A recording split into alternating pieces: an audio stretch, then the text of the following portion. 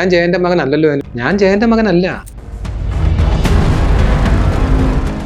എന്തുകൊണ്ടാണ് ഈ സോമൻ നായർ അംഗീകരിക്കാറ്? സോമൻ നായർ അംഗീകരിക്കാന്നുണ്ടല്ലോ. സോമൻ നായരുടെ ഇന്റർവ്യൂ എനിക്ക് കിട്ടിയിട്ടുണ്ടല്ലോ. എന്റെ മകനാണെന്ന് അംഗീകരിക്കാൻ പറ്റൂ? അന്നങ്ങനോട് ഇന്റർവ്യൂ കൊടുത്തു. ഇവിടെ ആവശ്യം നമുക്ക് DNA ആണ്. ഉള്ളിച്ചേട്ടൻ ഈ വിഷയത്തില് DNA പൈസ ഇറക്കണ്ട, എന്റെ കയ്യിൽ നിന്ന് ഈ സാധനം പോയി. ഇതിപ്പോ പൊതുജനമാണ്, കേരളത്തിലെ പൊതുജനം മുഴുവൻ.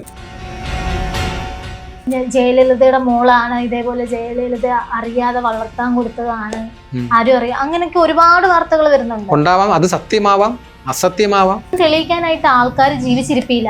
അപ്പൊ ആൾക്കാർക്ക് എന്ത് വേണമെങ്കിലും ഒന്ന് പറയാം. ഇപ്പൊ എനിക്ക് വേണമെങ്കിലും പറയാം, ഞാൻ മമ്മൂട്ടിയുടെ മോഹൻലാലിന്റെ മോളാന്ന് പറഞ്ഞാല് പറയാൻ പറ്റും. മോക്ക് ഇച്ചിരി വെളുപ്പ് കൊണ്ടാണ് വേണമെങ്കിൽ പറയാം.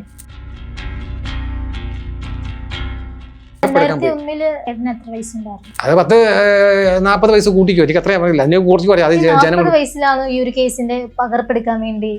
എനിക്ക് അന്നേരം തോന്നി എന്റെ അച്ഛനും തമ്മിലുള്ള കേസിന്റെ പകർപ്പെടുത്ത് വെക്കണമെന്ന് എനിക്ക് അന്നേരം തോന്നി. ഞാൻ എന്റെ കുടുംബജീവിതം ഫെയിമിന് വേണ്ടിയിട്ട് വല്ലതാണ്. 20 വയസ്സിൽ വന്നില്ല, 30 വയസ്സിൽ വന്നു. സത്യമുള്ളത് കൊണ്ടല്ലേ ഞാൻ പറയുന്നത്. DNA എടുക്കാൻ ഞാൻ തയ്യാറാണ്. നീ ഇങ്ങനെ ഒരു മകൻ ഉണ്ട് എന്ന് ഈ ലോകം അറിഞ്ഞാൽ ഉണ്ടാകാൻ പോകുന്ന ഭൂകമ്പം എന്താണെന്ന് മോൻ അറിയാമോ? അതൊരു കോളിളക്കം ആയിരിക്കും എന്ന് പറഞ്ഞു. സെയിം ആണ് ഇപ്പൊ സംഭവിക്കുന്നത്. എൻ്റെ അച്ഛൻ കുടുംബത്തിൽ നല്ല തന്തയ്ക്ക് പിറന്നെന്ന് ഉറപ്പുള്ള ചങ്കുറപ്പുള്ള ഏതവന്മാരെങ്കിലും ഉണ്ടെങ്കിൽ വാ. എന്തുകൊണ്ടാണ് ആരും താങ്കളെ അംഗീകരിക്കാത്തത്? ആരംഗീകരിക്കണ്ടേ? എൻ്റെ അച്ഛൻ്റെ വീട്ടുകാർ അംഗീകരിച്ച പോരെ? ആര് പറഞ്ഞു? അവർക്കറിയാലോ ഞാൻ വല്യച്ഛന്റെ മോനാണെന്ന് അവർക്ക് നല്ലോണം അറിയാം. അവര് പറഞ്ഞ പ്രശ്നമാവും. പറഞ്ഞു കഴിഞ്ഞാൽ അവര് പറയുന്നത് വല്യച്ഛന്റെ മകനാണെന്ന് അറിയാമെന്ന് അവരുടെ സുഹൃത്തുക്കളോട് പറഞ്ഞ ആ സുഹൃത്തുക്കൾ ഇപ്പൊ എന്നെ വിളിച്ച് ഫോണിൽ കൂടെ പറയാറുണ്ട്. ഈ വാടക വീട്ടിലേക്ക് ഒരിക്കൽ പോലും ഈ പറഞ്ഞ ചേട്ടൻ തന്നെ ആദ്യമേ പറഞ്ഞിട്ടുണ്ടായിരുന്നു, അമ്മയ്ക്ക് വാക്ക് കൊടുത്തിട്ടുണ്ടായിരുന്നു, നിന്നെയും കുഞ്ഞിനെ അല്ലാതെ ഞാൻ വേറെ ആരെയും കല്യാണം കഴിക്കത്തില്ല. ഇങ്ങനെ പറഞ്ഞൊരു വ്യക്തി പിന്നെ വീട് മാറി താമസിക്കുമ്പോ എപ്പോഴെങ്കിലും വന്ന് കണ്ടിട്ടില്ലയോ എന്നാണ് ഞാൻ ചോദിക്കുന്നത്. അതിപ്പോ അമ്മ എവിടെ താമസിക്കുന്ന അദ്ദേഹത്തിന് അറിയത്തില്ലല്ലോ. കൊല്ലം ജില്ലയിലല്ല, കേരളത്തിന്റെ ഏത് ഭാഗത്ത് എന്നാലും ജയൻ വന്നു പറഞ്ഞ് ജനങ്ങളാവും. അത് വേറെ സ്റ്റേജിലായിരുന്നു അന്നത്തെ മനുഷ്യന്റെ. ആദിത്യനില് അമൃതദേവിക്ക് ഒരു കുഞ്ഞുണ്ട്. ചേട്ടന് DNA ഒരു മുനീരോ ഒരു മുടിയോ എന്തെങ്കിലും ഒന്നും കിട്ടാൻ വേണ്ടി ശ്രമിച്ചിട്ടേ ഇല്ല. ഓക്കെ, ഞാൻ പറഞ്ഞുതരാം. ഡോക്ടർ പറഞ്ഞെന്ന് പറഞ്ഞാല് ഈ ആദിത്യൻ എന്ന് പറയുന്ന വ്യക്തി ഞാനും തമ്മിൽ DNA എടുത്താൽ ഞങ്ങൾ രണ്ടുപേരും ഒരച്ഛന്റെ സോമൻ നായരുടെ മകനാണ് എങ്കിൽ ഞങ്ങളുടെ രണ്ടുപേരുടെയും ക്രോമസോമുടെ അളവ് ഒന്നായിരിക്കും എന്ന് പറയുന്നു. ഇനി ഞങ്ങൾ രണ്ട് വ്യക്തികളുടെ മക്കളാണെങ്കിൽ എന്റെ ക്രോമസോം ആദിത്യനെ കാട്ടി കൂടുതലായിരിക്കും എന്ന് പറഞ്ഞാൽ അദ്ദേഹത്തിന്റെ സഹോദരൻ മകനാണെന്ന് പറയുമെന്നാണ് ഡോക്ടർമാര് പറഞ്ഞു തന്നത്. ഇങ്ങനെയുള്ള ചോദ്യം അല്ലല്ലോ മക്കളെ. ഒരു DNA എടുത്ത് ഞാൻ കള്ളനാണെന്ന് തെളിയിക്കാൻ നല്ല തന്തയ്ക്ക് പറഞ്ഞവന്മാർ ആരെങ്കിലും എൻ്റെ അച്ഛൻ കുടുംബത്തിലുണ്ടെങ്കിൽ വരാൻ പറ. നമസ്കാരം. ഇന്ന് എൻ്റെ കൂടെയുള്ളത് സമൂഹ മാധ്യമങ്ങളിൽ ഇപ്പൊ ചർച്ചയായിക്കൊണ്ടിരിക്കുന്ന ജയന്റെ മകൻ എന്ന് പറയപ്പെടുന്ന മുരളി ജയൻ സാറാണ് ഇന്ന് നമ്മളുടെ കൂടെയുള്ളത്. സാർ നമസ്കാരം. നമസ്കാരം. ഇത്രയും പ്രശ്നങ്ങൾ ഉണ്ടായിട്ട് അതിനെയൊക്കെ എങ്ങനെ നേരിടുന്നു? കാരണം ഇത്ര ഒരു ധൈര്യം എവിടെ നിൽക്കുന്നു? കാരണം പോകുന്നിടത്തുനിന്നും വരുന്നിടത്തുനിന്നും ഫുൾ അപകടനകള് കാര്യങ്ങള് എങ്ങനെ പിടിച്ചു നിൽക്കാൻ പറ്റുന്നു? അതെന്ന് പറഞ്ഞത് എൻ്റെ അച്ഛൻ പറയുന്ന ഒരു ഡയലോഗ് ഉണ്ട് ശരപഞ്ചരം സിനിമയ്ക്കകത്ത്. ഷീലാമ്മ ചോദിക്കുന്നുണ്ട്, നിങ്ങൾക്ക് എവിടുന്ന് കിട്ടി ഈ ധൈര്യം എന്ന് പറഞ്ഞു. എന്നാൽ ഷീലാമ്മയുടെ വീട്ടിൽ കുതിരക്കാരനായിട്ട് ചെന്നിട്ട് അവിടെ കുടുംബക്കാരനായി മാറുന്നൊരു കഥയാണത്. അപ്പൊ അദ്ദേഹം പറയുന്ന ഒരു വാക്കുണ്ട്, ഈ ധൈര്യം എന്ന് പറയുന്നത് എൻ്റെ കൂടപ്പിറപ്പാണ്. അതുപോലെ ഞാനും പറയുന്നത് ഈ ധൈര്യം എന്ന് പറയുന്നത് എൻ്റെ കൂടപ്പിറപ്പാണ്. കാര്യം ഞാൻ വളർന്ന സാഹചര്യം എന്ന് പറയുന്നത് തെരുവിൽ കടന്ന് വളർന്ന ഒരു വ്യക്തിയാണ് ഞാൻ. ആ ധൈര്യം എനിക്കുണ്ട്. ഞാൻ ഒന്നിനെയും പേടിക്കത്തില്ല. ഞാൻ രാത്രി കാലങ്ങളിൽ ആരും പോകാത്ത സമയത്തൊക്കെ ഞാൻ രാത്രി ഒറ്റയ്ക്ക് പോയിട്ടുണ്ട്. മാർഷൽ ആർട്സിന്റെ പല കാര്യങ്ങളും പഠിക്കാനൊക്കെ ഒറ്റയ്ക്ക് തിരൂർ എന്നൊക്കെ പറഞ്ഞ സ്ഥലത്തൊക്കെ, ശശി തരൂർ, തരൂർ പറഞ്ഞ സ്ഥലത്ത് ഒറ്റയ്ക്ക് ട്രെയിൻ ഇറങ്ങി റോഡിലൂടെ ഞാൻ നടന്നുകൊണ്ട്. അപ്പം ഞാൻ നോക്കുമ്പോൾ ഒരു മനുഷ്യനില്ല. ഞാൻ ഒറ്റയ്ക്ക് റോഡിൽ കൂടെ പോകും. അപ്പം അവിടെയൊക്കെ വല്ല പുലിയോ കടുവയോ വന്ന് എൻ്റെ കടിച്ചു വെച്ചു. പക്ഷെ ഞാൻ ഒറ്റയ്ക്ക് ഞാൻ പോകും. എനിക്ക് അതിനൊന്നും ഒരു പേടിയില്ല. ആരും എനിക്ക് പേടിയൊന്നുമില്ല. നമ്മൾ ആരെയും പേടിക്കണ്ടേ?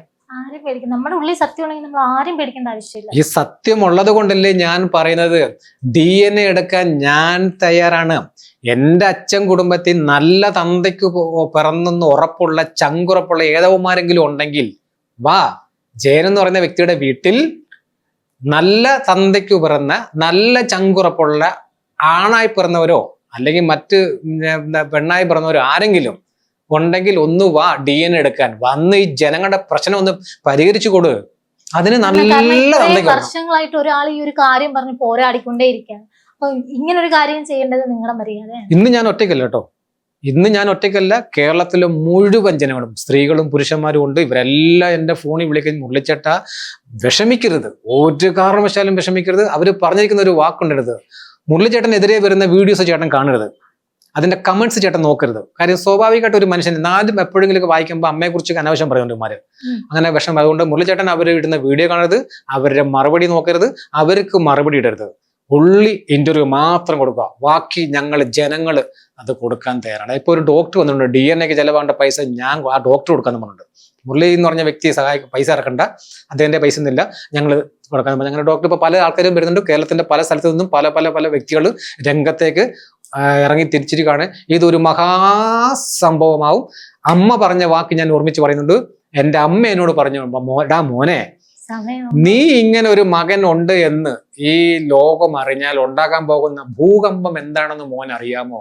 അതൊരു കോളിളക്കം ആയിരിക്കും എന്ന് പറഞ്ഞ് സെയിം താണ് ഇപ്പൊ സംഭവിക്കുന്നത്. അത് സംഭവിച്ചുകൊണ്ടിരിക്കുകയാണ്. ഇത് ജനമേറ്റെടുത്തു. പ്രിയപ്പെട്ട എല്ലാ ജനങ്ങളോടും എനിക്ക് തൊഴുകയോടെ പറയുന്ന ഒരു കാര്യമാണ്, എൻ്റെ കൈ ഇനി ഇത് നിൽക്കൂല. കാര്യം ഇതിന് പറ്റുന്ന തരത്തിലൊക്കെ എന്നാലാവുന്ന തരത്തിൽ ഞാൻ ശ്രമിച്ചിട്ടുണ്ട്, നിങ്ങൾക്ക് എല്ലാവർക്കും അറിയാം. അതുകൊണ്ട് എൻ്റെ ഈ പ്രശ്നം നിങ്ങളുടെ പ്രശ്നമാക്കി എടുത്തുകൊണ്ട് നിങ്ങൾ എല്ലാവരും കേരളത്തിലെ മുഴുവൻ ജനങ്ങളും ചേർന്നുകൊണ്ട് ഇതിനൊരു അന്തിമ തീരുമാനം ഉണ്ടാക്കി തരണമെന്ന് താഴ്മയായിട്ട് ഞാൻ അപേക്ഷിക്കുകയാണ്. ഗതികേട് കൊണ്ടാണ്. എന്തൊക്കെയാണ് പുതിയ വിശേഷങ്ങൾ? പുതിയ വിശേഷം സന്തോഷമുള്ള വിശേഷങ്ങളാണ്. ഞാൻ ജയന്റെ മകൻ ആണ് എന്നുള്ളതിൻ്റെ ഒരു വലിയ തെളിവ് എൻ്റെ കൈ കിട്ടും. അതിൻ്റെ എല്ലാ റെക്കോർഡുകളും റെഡിയായി കഴിഞ്ഞു. എൻ്റെ അച്ഛൻ്റെ അനിയൻ സോമൻ നായർ, ഈ ആദിത്യൻ്റെയൊക്കെ അച്ഛൻ സോമൻ നായർ പണ്ട് കൊടുത്ത ഒരു മാസിക കൊടുത്തൊരു ഇന്റർവ്യൂവിൽ ജയന്റെ എനിക്ക് എന്ന് പറഞ്ഞാൽ സോമൻ നായർ എന്ന് പറയുന്നത് എൻ്റെ അച്ഛൻ്റെ അനിയൻ, അതായത് സീരിയൽ നടൻ ആദിത്യന്റെ അച്ഛൻ, അദ്ദേഹം കൊടുത്ത ഒരു ഇന്റർവ്യൂവിന്റെ മാസിക എൻ്റെ കൈ ഉടൻ തന്നെ കിട്ടും. അത് വേറൊരു വ്യക്തിയുടെ കൈ കിട്ടിയിട്ടുണ്ട് നിലമ്പൂര്. അവിടെ നിന്ന് ഈ സാധനം എൻ്റെ കയ്യിൽ തന്നെ വരും. അതൊരു വലിയ വിശേഷം, സന്തോഷം. പിന്നെ കൂടാതെ സിനിമയുടെ കാര്യങ്ങളൊക്കെ ഇങ്ങനെ മുന്നോട്ട് പോകുന്നു. ഡിസംബറിൽ സിനിമ ഷൂട്ട് ആരംഭിക്കുന്നു, പുതിയ സിനിമയുടെ. ശരിക്കും അങ്ങനെ ഒരു മാസികയില് ആ സോമൻ നായർ എന്ന് പറയുന്ന വ്യക്തി പറഞ്ഞിട്ടുണ്ടോ ജയന്റെ മകൻ എന്ന് പറയുന്നത്? എന്റെ ചേട്ടൻ ഒരു മകൻ ഉണ്ട് എന്ന് പറഞ്ഞ അത് മുരളി ജയൻ ആവും പറഞ്ഞിട്ടില്ലല്ലോ. ജയൻ എന്ന് പറഞ്ഞ വ്യക്തിക്ക് ഞാനൊരു മകനായിട്ടല്ലേ വന്നിട്ടുള്ളൂ. പക്ഷേ സമൂഹത്തിൽ അറിയപ്പെടുന്നത് ജയൻ കല്യാണം കഴിച്ചിട്ടേ ഇല്ല. കല്യാണം കഴിക്കാതെ 30 വയസ്സ് വരെ കല്യാണം കഴിച്ചിട്ടില്ല. 30 അല്ല 41 വയസ്സിലാണ് മരിക്കുന്നത്. 41 വയസ്സ് വരെ അദ്ദേഹം വിവാഹം കഴിച്ചില്ല. കാര്യം ഞാനൊരു മകൻ ജനിച്ചത് കൊണ്ട് എൻ്റെ അമ്മയോട് എൻ്റെ അച്ഛൻ കൊടുത്ത വാക്കാണ് തങ്കമ്മ. എൻ്റെ അമ്മയുടെ പേര് തങ്കമ്മ എന്നാണ്. തങ്കമ്മ, ഞാൻ ഇനി വേറൊരു വിവാഹം കഴിയൂല, നമുക്കൊരു മകനായല്ലോ, അതുകൊണ്ട് നമുക്ക് ഒരുമിച്ച് ജീവിക്കാമെന്ന് ഒരു വാക്ക് കൊടുത്തതിന്റെ പേരിലാണ് എൻ്റെ അച്ഛൻ ശ്രീ നടൻ ജയൻ വേറെ വിവാഹം കഴിക്കാത്തത്. എന്നിട്ട് ഒരുമിച്ച് ജീവിച്ചായിരുന്നോ? ഒരുമിച്ച് എൻ്റെ 2 വയസ്സ് വരെ ജീവിച്ചോളൂ. ആ സമയത്ത് ഈ ജയൻ സാറും ചേട്ടനും അമ്മയായിട്ടുള്ള എന്തെങ്കിലും ഗ്രൂപ്പ് ഫോട്ടോസോ ആ കാലം ഇതൊക്കെ ഞാൻ 1971 ജനിക്കുന്നത്. ആ കാലഘട്ടത്തിൽ ഫോട്ടോ എന്ന് പറയുന്ന ഒരു വലിയ സംഭവമൊന്നും അല്ല.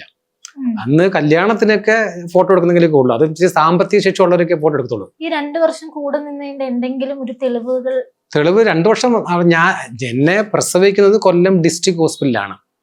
എൻ്റെ അമ്മ ജയന്റെ വീട്ടിലാണ് നിന്നത്.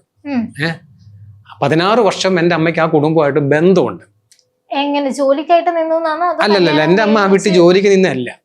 പിന്നെ എൻ്റെ അമ്മ ആദ്യമേ ഒരു രാമകൃഷ്ണൻ ആചാരി എന്ന് പറയുന്ന ഒരു വ്യക്തിയെ വിവാഹം കഴിച്ചു. അമ്മ കൊല്ലം കരുനാഗപ്പള്ളി തഴവ എന്ന് പറഞ്ഞൊരു സ്ഥലമുണ്ട്, അവിടെയാണ് എൻ്റെ അമ്മ ജനിച്ചതും വളർന്നതൊക്കെ. അവിടെ നിന്നും രാമകൃഷ്ണൻ ആചാരി എന്ന് പറയുന്ന ഒരു തീപ്പെട്ടി കമ്പനി ഫോർമാൻ ആശ്രാമം പണയക്കാട്ട് എന്ന് പറഞ്ഞ സ്ഥലമുണ്ട്, അവിടെ വിവാഹം കഴിച്ചു കൊണ്ടുവന്നു. അമ്മയുടെ ഫസ്റ്റ്, അതായത് അമ്മ ആദ്യമേ ഒരു വിവാഹം കഴിഞ്ഞതാണ്. ആളുടെ പേരാണ് രാമകൃഷ്ണൻ ആചാരി. അദ്ദേഹം ഓലയിൽ എൻ്റെ അച്ഛൻ്റെ വീട്ടിനടുത്തുള്ള ഒരു തീപ്പെട്ടി കമ്പനിയിലെ ഫോർമാൻ ആയിരുന്നു. അങ്ങനെ അമ്മയെ അദ്ദേഹം കല്യാണം കഴിച്ചു കൊണ്ടുവന്നു കൊല്ലം ആശ്രാമം എന്ന് പറഞ്ഞ സ്ഥലമുണ്ട്. അപ്പൊ ഈ വ്യക്തിക്ക് തീപ്പെട്ടി കമ്പനിയിൽ വേറൊരു സ്ത്രീയുമായിട്ട് ഒരു പ്രണയവും ഉണ്ട്. അപ്പൊ ആ സ്ത്രീയെ വിവാഹം കഴിക്കാമെന്നൊരു വാക്ക് കൊടുത്തുകൊണ്ട് ഇദ്ദേഹം ആ സ്ത്രീയെ വേണ്ട വിധത്തിലൊക്കെ കൈകാര്യം ചെയ്യുന്നുണ്ടായിരുന്നു. ഇത് അമ്മ അറിഞ്ഞിട്ടില്ല. പക്ഷെ നിശ്ചയം കഴിഞ്ഞ് അമ്മയുടെ നിശ്ചയം മോതിരം ഒക്കെ കൈമാറുമല്ലോ. അപ്പൊ ആ മോതിരം ഈ പുള്ളിക്കാരൻ തീപ്പെട്ടി കമ്പനി നിശ്ചയം കഴിഞ്ഞ് ചെന്നപ്പം മറ്റേ പെണ്ണുമ്പിള്ള വിളിച്ച് ചോദിച്ചു, ഇത് ഇവിടെ നിശ്ചയ മോതിരം ഇട്ടിരിക്കുന്നല്ലോ, നിങ്ങൾ വേറെ വിവാഹം കഴിക്കാൻ പോയെന്ന് അറിഞ്ഞല്ലോ എന്നൊക്കെ പറഞ്ഞ് പ്രശ്നം ഉണ്ടാക്കിയപ്പോൾ ഈ രാമകൃഷ്ണനാചാരി പറഞ്ഞു, എന്റെ വീട്ടുകാർ നിർബന്ധിച്ച് പോയതാണ്, ഞാൻ നിന്നെ അല്ലാതെ വേറെ ആരും കെട്ടത്തില്ല എന്ന് പറഞ്ഞ ഉറപ്പിന് വേണ്ടി ഈ മോതിരം ഊരി ആ ലേഡിയുടെ കൈയിട്ട് കൊടുത്തു. അമ്മയെ വിവാഹം കഴിച്ചു കൊണ്ടുവന്നപ്പം അമ്മ ചോദിച്ചു മോതിരം എന്തെന്ന് വെച്ചാൽ പറഞ്ഞ് കളഞ്ഞു പോയി എന്ന് പറഞ്ഞു. അമ്മ അതൊന്നും അത്ര കാര്യമാക്കില്ല. അങ്ങനെ അമ്മ അദ്ദേഹമായിട്ടുള്ള ജീവിതത്തിൽ 2 മക്കൾ ജനിക്കുന്നു. ഒരാളുടെ പേര് മോഹൻ ആചാരി. ചേട്ടന് വേറെ ചേട്ടന്മാരുണ്ട്? വേറൊരു ചേട്ടനുണ്ട്. അമ്മയുടെ ആദ്യത്തെ ഭർത്താവ് 2 മക്കളുണ്ട്. അതിൽ ഒരാളിന്റെ പേര് മോഹൻ ആചാരി. പുള്ളിക്കാരൻ മരിച്ചുപോയി 2 വർഷമായി. പിന്നെ അത് കഴിഞ്ഞിട്ട് ഒരു ഉഷ എന്ന് പറഞ്ഞൊരു ചേച്ചി ജനിച്ചു. ആ ചേച്ചി കുഞ്ഞിലെ എന്തോ പനി എന്തോ ഒരു അസുഖം വന്നാൽ കുടിയിൽ തന്നെ അങ്ങ് മരിച്ചുപോയി.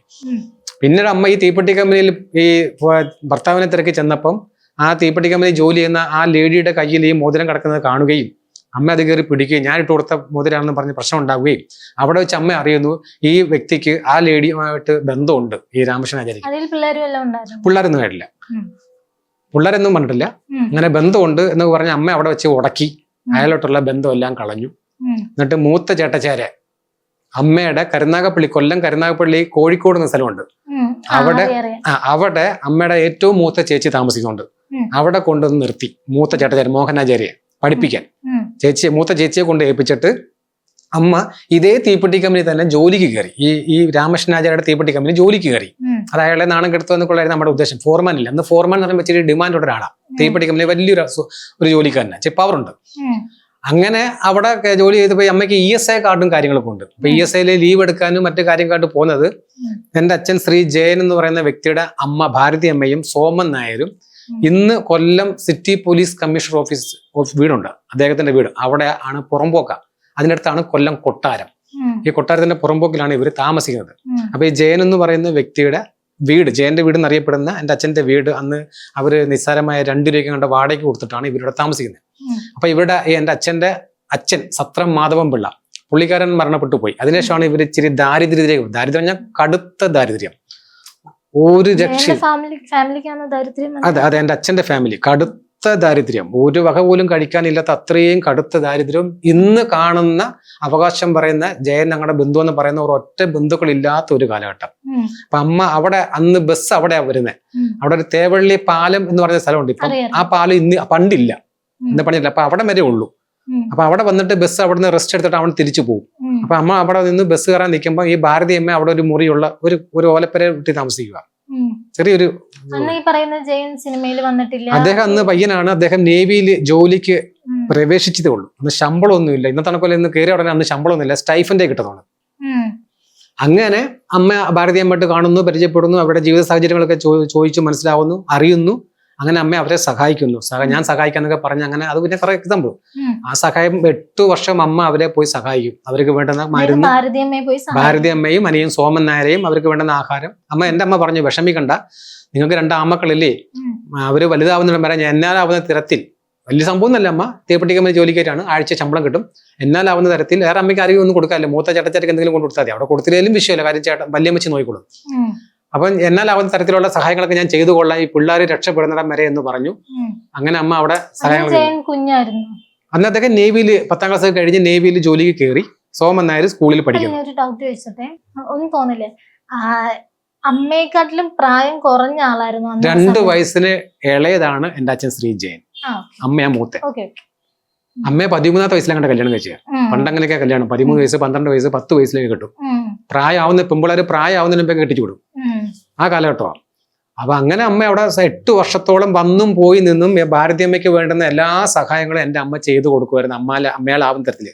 ഭാരതി അമ്മയുടെ കാലിൽ നീരൊലിക്കുന്ന ഒരു അസുഖമൊക്കെ ഉണ്ട്, ഇങ്ങനത്തെ ഒരു നീരിങ്ങനെ പൊയ്ക്കൊണ്ടിരിക്കും. അതിനൊക്കെ മരുന്ന് മേടിച്ചു കൊടുക്കുക, വസ്ത്രം മേടിച്ചു കൊടുക്കുക, ഇതൊക്കെ ചെയ്യുന്ന എൻ്റെ അമ്മയായിരുന്നു. സോമൻ നായർക്ക് ഇത് പഠിത്തം കഴിഞ്ഞ് അന്ത്യാഫീസിലെ ജോലിക്ക് പൈസ കൊടുത്തു, അമ്മയുടെ മാലയൊക്കെ വിട്ട്, അങ്ങനെ ഒരുപാട് സഹായങ്ങൾ എൻ്റെ അമ്മ ചെയ്തു. അപ്പം ജയന്റെ വീടെന്ന് അറിയപ്പെടുന്ന ആ വീട്ടിലേക്ക് ഇവരെല്ലാം താമസമായി. അപ്പൊ ഇതേക്ക് ഒരു ഇച്ചിരി പ്രൊമോഷനൊക്കെ ആയി. പിന്നെ അവരുടെ വീട്ടിൽ പശുവിനെ വളർത്തലായി, പാല് കച്ചവടം, അങ്ങനെ സാമ്പത്തികമായിട്ട് ചെറിയൊരു നേട്ടമൊക്കെ നേടി. അത് കഴിഞ്ഞപ്പോഴത്തേക്ക് എൻ്റെ അമ്മയായി ഭാരതി അമ്മ, എൻ്റെ അച്ഛൻ്റെ ജയന്റെ അമ്മ ഭാരതി അമ്മ സ്വന്തം മകളെ പോലെ ആ വീട്ടിൽ പിടിച്ചു നിർത്തി. ഇനി മോള് ജോലിക്കൊന്നും പോകണ്ട, ഇത്രയും വർഷം നീ ഞങ്ങളെ സഹായിച്ചില്ലേ, ഞങ്ങളെ നോക്കിയില്ലാണ്ട് നിന്നെ ഞങ്ങൾ നോക്കണം പറഞ്ഞ് ആ വീട്ടിൽ വിളിച്ച് നിർത്തി. ആ നിപ്പ് 8 വർഷം ജയന്റെ വീട്ടിൽ തന്നെ നിന്നിട്ടുണ്ട്. അങ്ങനെയാണ് എൻ്റെ അച്ഛൻ എൻ്റെ അമ്മയോട് ഒരു ഇഷ്ടം തോന്നുകയും ആ കുടുംബത്തെ സഹായിച്ച സ്ത്രീ ഇല്ല, എന്ന അന്ന് നിലയിൽ ആ സമയത്ത് ഈ പറയുന്ന ജയൻ എന്ന ആള് നേവിയിലല്ലായിരുന്നു. ഈ നേവി- എപ്പോഴും വീട്ടിൽ വരാൻ പറ്റത്തില്ലായിരുന്നു. ആഴ്ചയിൽ ഇവിടുന്ന് എറണാകുളത്ത് അവിടെ വരെ വലിയ പാടൊന്നുമില്ല. നേവിയിൽ 400 രൂപ ശമ്പളത്തിലെ പെറ്റി ഓഫീസറായിട്ട് എറണാകുളത്തേക്ക് പ്രൊമോഷൻ കിട്ടി വരുന്നു. അന്ന് 400 രൂപയാണ് എൻ്റെ അച്ഛൻ്റെ ശമ്പളം. അദ്ദേഹം വരും, പോവും, വരികയും പോവുകയൊക്കെ ചെയ്യും. മിക്ക ശനിയാഴ്ച രാത്രി ഞായറാഴ്ച അവിടെ വരും. പിന്നെ അവർ പുള്ളിക്ക് ഒരു ജാബ ബൈക്ക് കൊണ്ട് വരും, അമ്മയെ കാണും, പോവും ഒക്കെ ചെയ്യും. ഞങ്ങളുടെ അമ്മയല്ല, അദ്ദേഹത്തിന്റെ അമ്മ. അന്നേരം ഒന്നും നമ്മുടെ അമ്മയുടെ ഒരു ഇഷ്ടമില്ല, മോശമായിട്ട് പെരുമാറുക, സംസാരിക്കുക ഒന്നും ചെയ്തില്ല. ആള് ജെന്റിൽമാനാണ്. അങ്ങനെ എൻ്റെ അമ്മയുടെ ജീവിതം ഇങ്ങനെ അവരെ കൂടെ തന്നെ നിൽക്കുമല്ലേ, അതുകൊണ്ട് ഇദ്ദേഹം ഇങ്ങനെ ഈ ഒരു വീട്ടിൽ നിൽക്കുമ്പം ഈ അമ്മയുടെ ഫാമിലി അല്ലെങ്കിൽ ഈ പറയുന്ന അവരുടെ ഫാമിലി എല്ലാം കൊണ്ട് കാണിക്കുമായിരുന്നു. ഈ പറയുന്ന ആദ്യത്തെ ഹസ്ബൻഡ് വന്നിട്ട് അത് കളഞ്ഞു, അദ്ദേഹനെ കളഞ്ഞല്ലോ. അദ്ദേഹം മറ്റേ സ്ത്രീയുടെ കൂടെ ജീവിതം ആരംഭിച്ചു. അമ്മ ഉപേക്ഷിച്ചു പുള്ളിയായിട്ട് ഇനി ബന്ധമൊന്നും പറഞ്ഞ് അങ്ങനെ ഉപേക്ഷിച്ചു. പിന്നെയാണ് ഇവിടെ നിൽക്കുന്നത്. രണ്ടാമത് മറ്റേ ആ സ്ത്രീയെ തന്നെ കല്യാണം കഴിച്ചോ, ആ തീപ്പെട്ടി കമ്പനിയിൽ? അതെ അദ്ദേഹം അവര് അങ്ങനെ പിന്നെ അവര് തമ്മിൽ ഒരുമിച്ച് ജീവിതമായി. ഞാൻ അവരെ വീട്ടിൽ പോയായിരുന്നു, അത് ഞാൻ പറയാം. അങ്ങനെ അമ്മയെ ഇഷ്ടപ്പെടുന്നു, എൻ്റെ അച്ഛൻ ഒരു ജീവിതം കൊടുക്കാമെന്ന് ആഗ്രഹിക്കുന്നു. അന്നേരം നടൻ ജയനായിട്ടില്ല. അദ്ദേഹം സ്വന്തം അമ്മയെ ഭാരതി അമ്മയോട് ചോദിക്കുന്നു. ആ അനുഭവത്തോടു കൂടിയാണ് ഞാൻ ജനിക്കുന്നത്. എന്നെ പ്രസവിച്ചതും അവിടെ തന്നെയാണ്. എന്നെ 2 വയസ്സ് വരെ ഞാൻ വളർന്നതും ശ്രീ ജയൻ എന്ന് പറയുന്ന വ്യക്തിയുടെ അതേ വീട്ടിൽ തന്നെയാണ്. എന്തുകൊണ്ടാണ് ആരും താങ്കളെ അംഗീകരിക്കാത്തത്? ആരും അംഗീകരിക്കണ്ടേ? എൻ്റെ അച്ഛന്റെ വീട്ടുകാർ അംഗീകരിച്ച പോരെ? അവരംഗീകരിച്ചിട്ടില്ലല്ലോ. ആര് പറഞ്ഞു? അവർക്കറിയാലോ ഞാൻ വല്യച്ഛന്റെ മോനാണെന്ന് അവർക്ക് നല്ലോണം അറിയാം.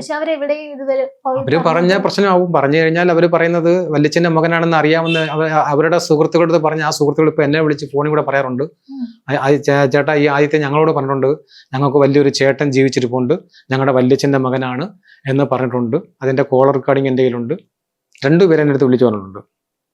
പിന്നെ ഇവര് ജയന്റെ മകനാണെന്ന് പറഞ്ഞാൽ പൊതുജനം പറയുന്നത് എൻ്റെ അച്ഛന്റെ സ്വത്തൊക്കെ തിരിച്ചുണ്ട്. അമ്മ ചേട്ടൻ എത്രാമത്തെ വയസ്സിലാണ് മരിച്ചത്? അച്ഛൻ മരിക്കുന്നത് 1980. 80 കഴിഞ്ഞ് ഭാരതി അമ്മ അപ്പോഴേ അങ്ങ് അബോധാവസ്ഥയിലായി പോയി. ആ കിടപ്പ് 2 വർഷം കൊണ്ട് കടന്നു, മരിച്ചുപോയി. പിന്നെ 2 വയസ്സ് കഴിഞ്ഞിട്ട് ഈ ഭാരതി അമ്മ കാണാൻ വരും. 2 വയസ്സല്ല, എനിക്ക് അന്നേരം 11 വയസ്സ് കാണും. 3 പഠിക്കുമ്പോഴേ 9 വയസ്സ് കണ്ട അച്ഛൻ മരിക്കുന്നത്. പിന്നെ ഒരു 2 വർഷം കൊണ്ട് ഭാരതി അമ്മ സുഖല കടന്നു. 2 വർഷം. എന്തുകൊണ്ട് 2 വർഷം മാത്രം പുള്ളിയുടെ വീട്ടിൽ നിന്നു, ബാക്കി 11 വയസ്സ് മരിക്കുന്നേരം വരെ എന്തുകൊണ്ട് ജയന്റെ വീട്ടിൽ? അതായത് ഈ എൻ്റെ അമ്മ ആ വീട്ടിൽ 16 വർഷം നിന്നപ്പോഴും ഞാൻ ഈ പറഞ്ഞ പോലെ ഇപ്പൊ ബന്ധുക്കളെന്ന് പറഞ്ഞു വരുന്ന കുറേ ആളുകളുണ്ട്. അളിയൻ, മച്ചമ്പി എന്ന് പറഞ്ഞ ഒരുപാട് പേരുണ്ട്. ഈ വ്യക്തികളൊന്നും എൻ്റെ അമ്മ എൻ്റെ അച്ഛന്റെ വീട്ടിൽ കണ്ടിട്ടേ ഇല്ല. ആ പഴയ കാലഘട്ടത്തിൽ ഒരാളിനെ പോലും കണ്ടില്ല. ഒരാളും ബന്ധു വന്നിട്ട് ഒരു കാര്യമില്ല, ഒരു സഹായം ചെയ്തില്ല. എൻ്റെ അമ്മ മാത്രമേ ഉള്ളൂ അവർക്ക് ബന്ധുവായിട്ടും സ്വന്തമായിട്ടും എന്നൊക്കെ പറയാം. അങ്ങനെ പറയാം ഇല്ലേ, നമ്മുടെ കൂടെ നിൽക്കുമ്പോൾ സ്വന്തം മോളെ പോലെ ആ വീട്ടിൽ നിന്നാണ്. ഈ ഭാരതി അമ്മ എൻ്റെ അച്ഛന് കാറൊക്കെ മേടിച്ചു. അപ്പൊ ഈ കാറിനകത്ത് എൻ്റെ അമ്മയും കൊണ്ട് എൻ്റെ അമ്മയുടെ ബന്ധുക്കളെയൊക്കെ വീട്ടിൽ കൊണ്ടുവന്ന് കാണിക്കും. കാര്യം എൻ്റെ അമ്മയുടെ ആ ബന്ധുക്കളൊക്കെ കല്യാണം കഴിഞ്ഞ, സഹോദരിമാരൊക്കെ കല്യാണം കഴിഞ്ഞ പല കുടുംബമായല്ലോ. അമ്മയുടെ അച്ഛനൊക്കെ മരിച്ചു, അമ്മ മരിച്ചു, എല്ലാം കഴിഞ്ഞു, അപ്പൂപ്പനൊക്കെ മരിച്ചു കഴിഞ്ഞു. അപ്പൊ ഇവരുടെയൊക്കെ വീട്ടിൽ കൊണ്ടുവന്ന് കാണിക്കും. തങ്കമ്മ എൻ്റെ കൂടെ തന്നെ ഉണ്ടേ എന്ന് പറഞ്ഞാൽ ഭാരതി അമ്മയുടെ ബന്ധുക്കളെ വീട്ടിൽ പോകുമ്പോൾ അതുവഴി എൻ്റെ അമ്മയുടെ ബന്ധുക്കളെ വീട്ടിലും കയറി. നിങ്ങളാരും വിഷമിക്കണ്ട, തങ്കമ്മ എൻ്റെ കൂടെ ഉണ്ട്, എപ്പോ അവളെ കാണണോ എന്തുണ്ടോ അപ്പോഴേ ആളെ വിട്ടാതെ ഞാൻ എത്തിച്ചോളാം എന്നൊക്കെ പറഞ്ഞ് കാണിക്കുകയൊക്കെ ചെയ്യും.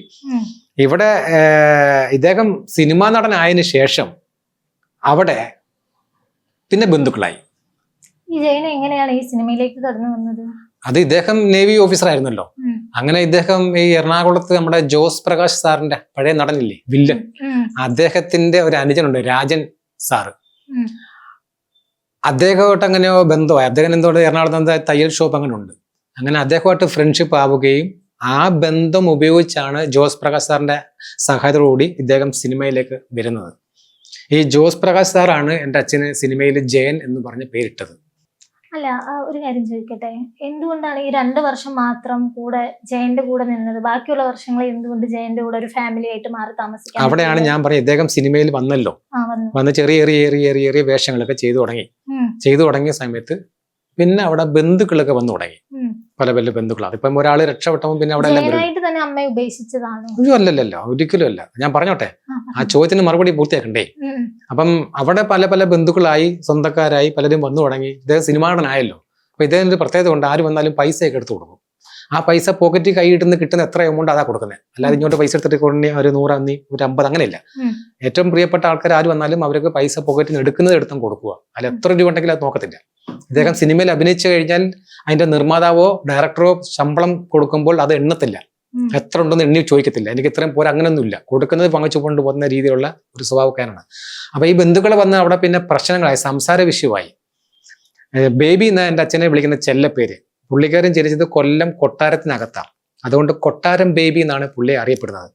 അപ്പൊ ബേബിക്ക് സിനിമയിൽ നല്ല ഭാവിയുണ്ട്, അദ്ദേഹം നല്ലോണം വേഷം ചെയ്യും, ചെറിയൊരു റോളൊക്കെ നല്ലോണം കൈകാര്യം ചെയ്യുന്നത് കൊണ്ട് ഓരോ വേഷം കിട്ടി പോകുന്നുണ്ട്. അപ്പൊ ബേബിക്ക് സിനിമയിൽ നല്ലൊരു ഭാവിയുണ്ട്. അപ്പൊ ഇങ്ങനെ ഒരു മകനും ഒരു തള്ളയും ഉണ്ട് എന്ന് പറഞ്ഞാൽ അത് സിനിമയെ ബാധിക്കും, വാർത്തയാകും, പ്രശ്നങ്ങളാവും. അതുകൊണ്ട് തൽക്കാലം ബേബിയുടെ സിനിമാ ഭാവിയെ ഓർത്ത് ഈ അമ്മയും കുഞ്ഞിനെ നമുക്ക് ഇവിടുന്ന് മാറ്റാം. കാര്യം പത്രക്കാർ വരാം, ഇന്റർവ്യൂ വരാം, പല ആൾക്കാരും വന്നുകൂടെയല്ലോ, ഇവരാരും എന്ന ചോദ്യത്തിന് ഉത്തരം കൊടുക്കേണ്ടി വരുമല്ലോ. അപ്പൊ അതുകൊണ്ട് മാറ്റാം, കുഞ്ഞിനെ നമുക്ക് സംരക്ഷിച്ചാൽ പോരെ എന്നൊക്കെ പറഞ്ഞുകൊണ്ട് പല സംസാരങ്ങൾ എൻ്റെ അച്ഛൻ്റെ വീട്ടിൽ ദിവസങ്ങളോളം ഇങ്ങനെ പല രീതിയിൽ സംസാരമായി. അപ്പൊ ഭാരതിയമ്മയ്ക്ക് അതിനോട് താല്പര്യമില്ല, സോമൻ നായർക്ക് അങ്ങനെ താല്പര്യമൊന്നുമില്ല. പിന്നെ അമ്മയെ എന്നെ മാറ്റാൻ, അമ്മയെ ആ വീട്ടിൽ നിന്ന് മാറ്റാൻ, ബന്ധുക്കൾ പറയുന്നത് കേട്ടോണ്ട് ഞങ്ങളെ അവിടെ നിന്ന് മാറ്റാൻ അവർക്ക് നിർബന്ധമില്ല. കാര്യം ഇതൊക്കെ ഇന്നലെ വന്ന ബന്ധുക്കളല്ലേ, അപ്പൊ അവരൊന്നും ചെവി കൊള്ളുന്നില്ല. നമ്മുടെ അച്ഛൻ ഇതൊന്നും അറിയുന്നില്ല, ജഗൻ സിനിമയായിട്ട് ഇങ്ങനെ നിൽക്കുവാണ്. അനീച്ചാരൊന്നും അതിനെ പറ്റിയൊന്നും പറയുന്നില്ല. പക്ഷെ ഇത് പലവട്ടം ആയപ്പം അമ്മയ്ക്ക് അതൊരു ബുദ്ധിമുട്ടായിട്ട് മാറി, ഇത് ശരിയാവൂലല്ലോ.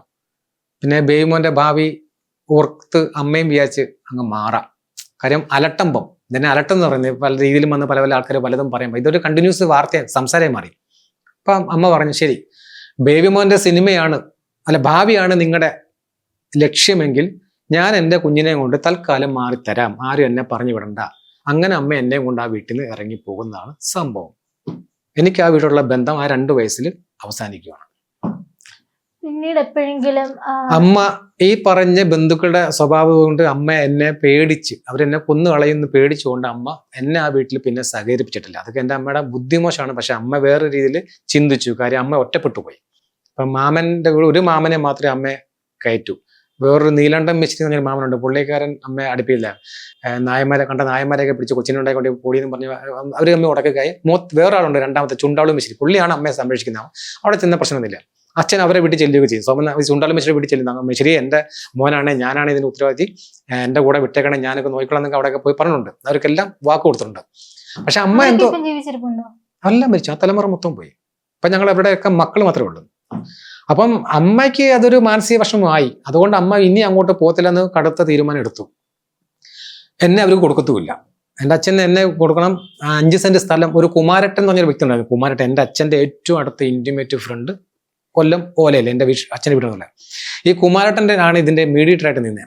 അച്ഛൻ കുമാരട്ടൻ്റെ കയ്യിൽ തങ്കമ്മയുടെ കൈ കൊടുക്കും പറഞ്ഞുകൊണ്ട് പൈസ കൊടുത്തു വിടും.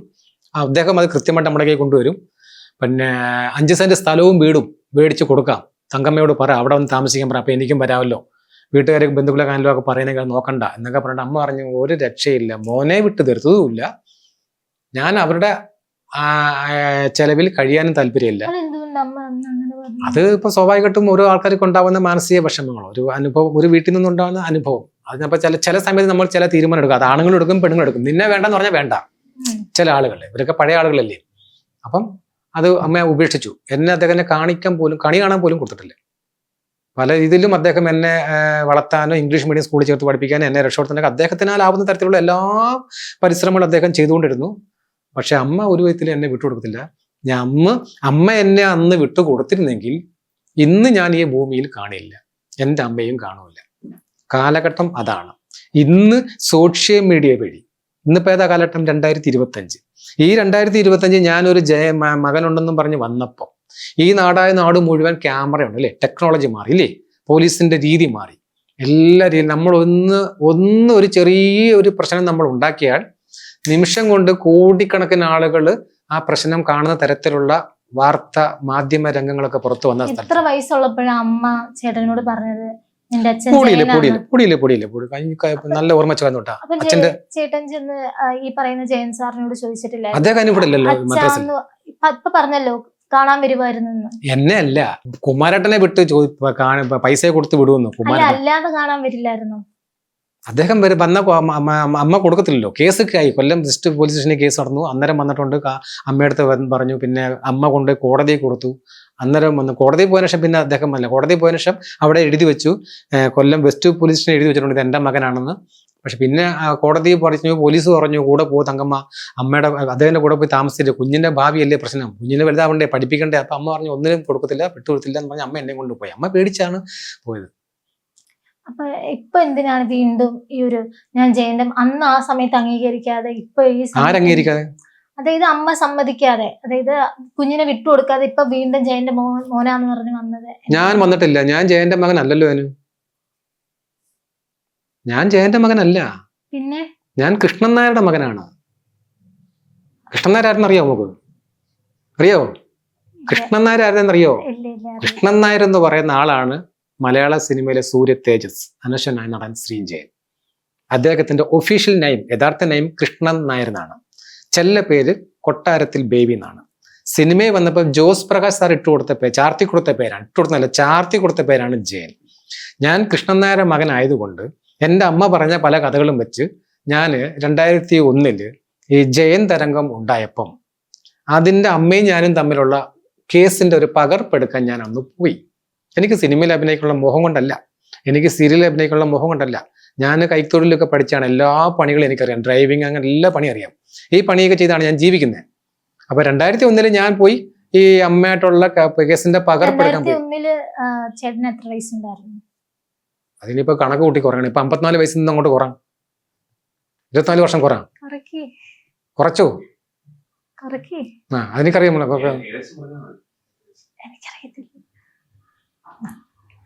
അത് 40 വയസ്സ് കൂട്ടിക്കോ, എനിക്ക് അത്രയും അറിയില്ല, അതിനെ കുറച്ച് പറയാം. അത് വയസ്സിലാണോ ഈ ഒരു കേസിന്റെ പകർപ്പെടുക്കാൻ വേണ്ടി? എനിക്ക് അന്നേരം തോന്നി എന്റെ അച്ഛനും തമ്മിലുള്ള കേസിന്റെ പകർപ്പെടുത്ത് വെക്കണമെന്ന് എനിക്ക് അന്നേരം തോന്നി. ഞാൻ എന്റെ കുടുംബജീവിതം ഫെയിമിന് വേണ്ടിട്ട് എന്തിനാ ഫെയിം, എന്താ പ്രശ്നം, എന്താ? ഒരു കാര്യം ചോദിക്കട്ടെ, വേറെ ഒന്നും കൊണ്ടല്ല. ഈ 20 വയസ്സിൽ വന്നില്ല, 30 വയസ്സിൽ വന്നില്ല, ഇപ്പൊ 54 വയസ്സ്, 54 വയസ്സിൽ നിന്ന് 20 വർഷം കൂടി എത്ര കുറച്ചെത്രയാ? 30 വയസ്സ്.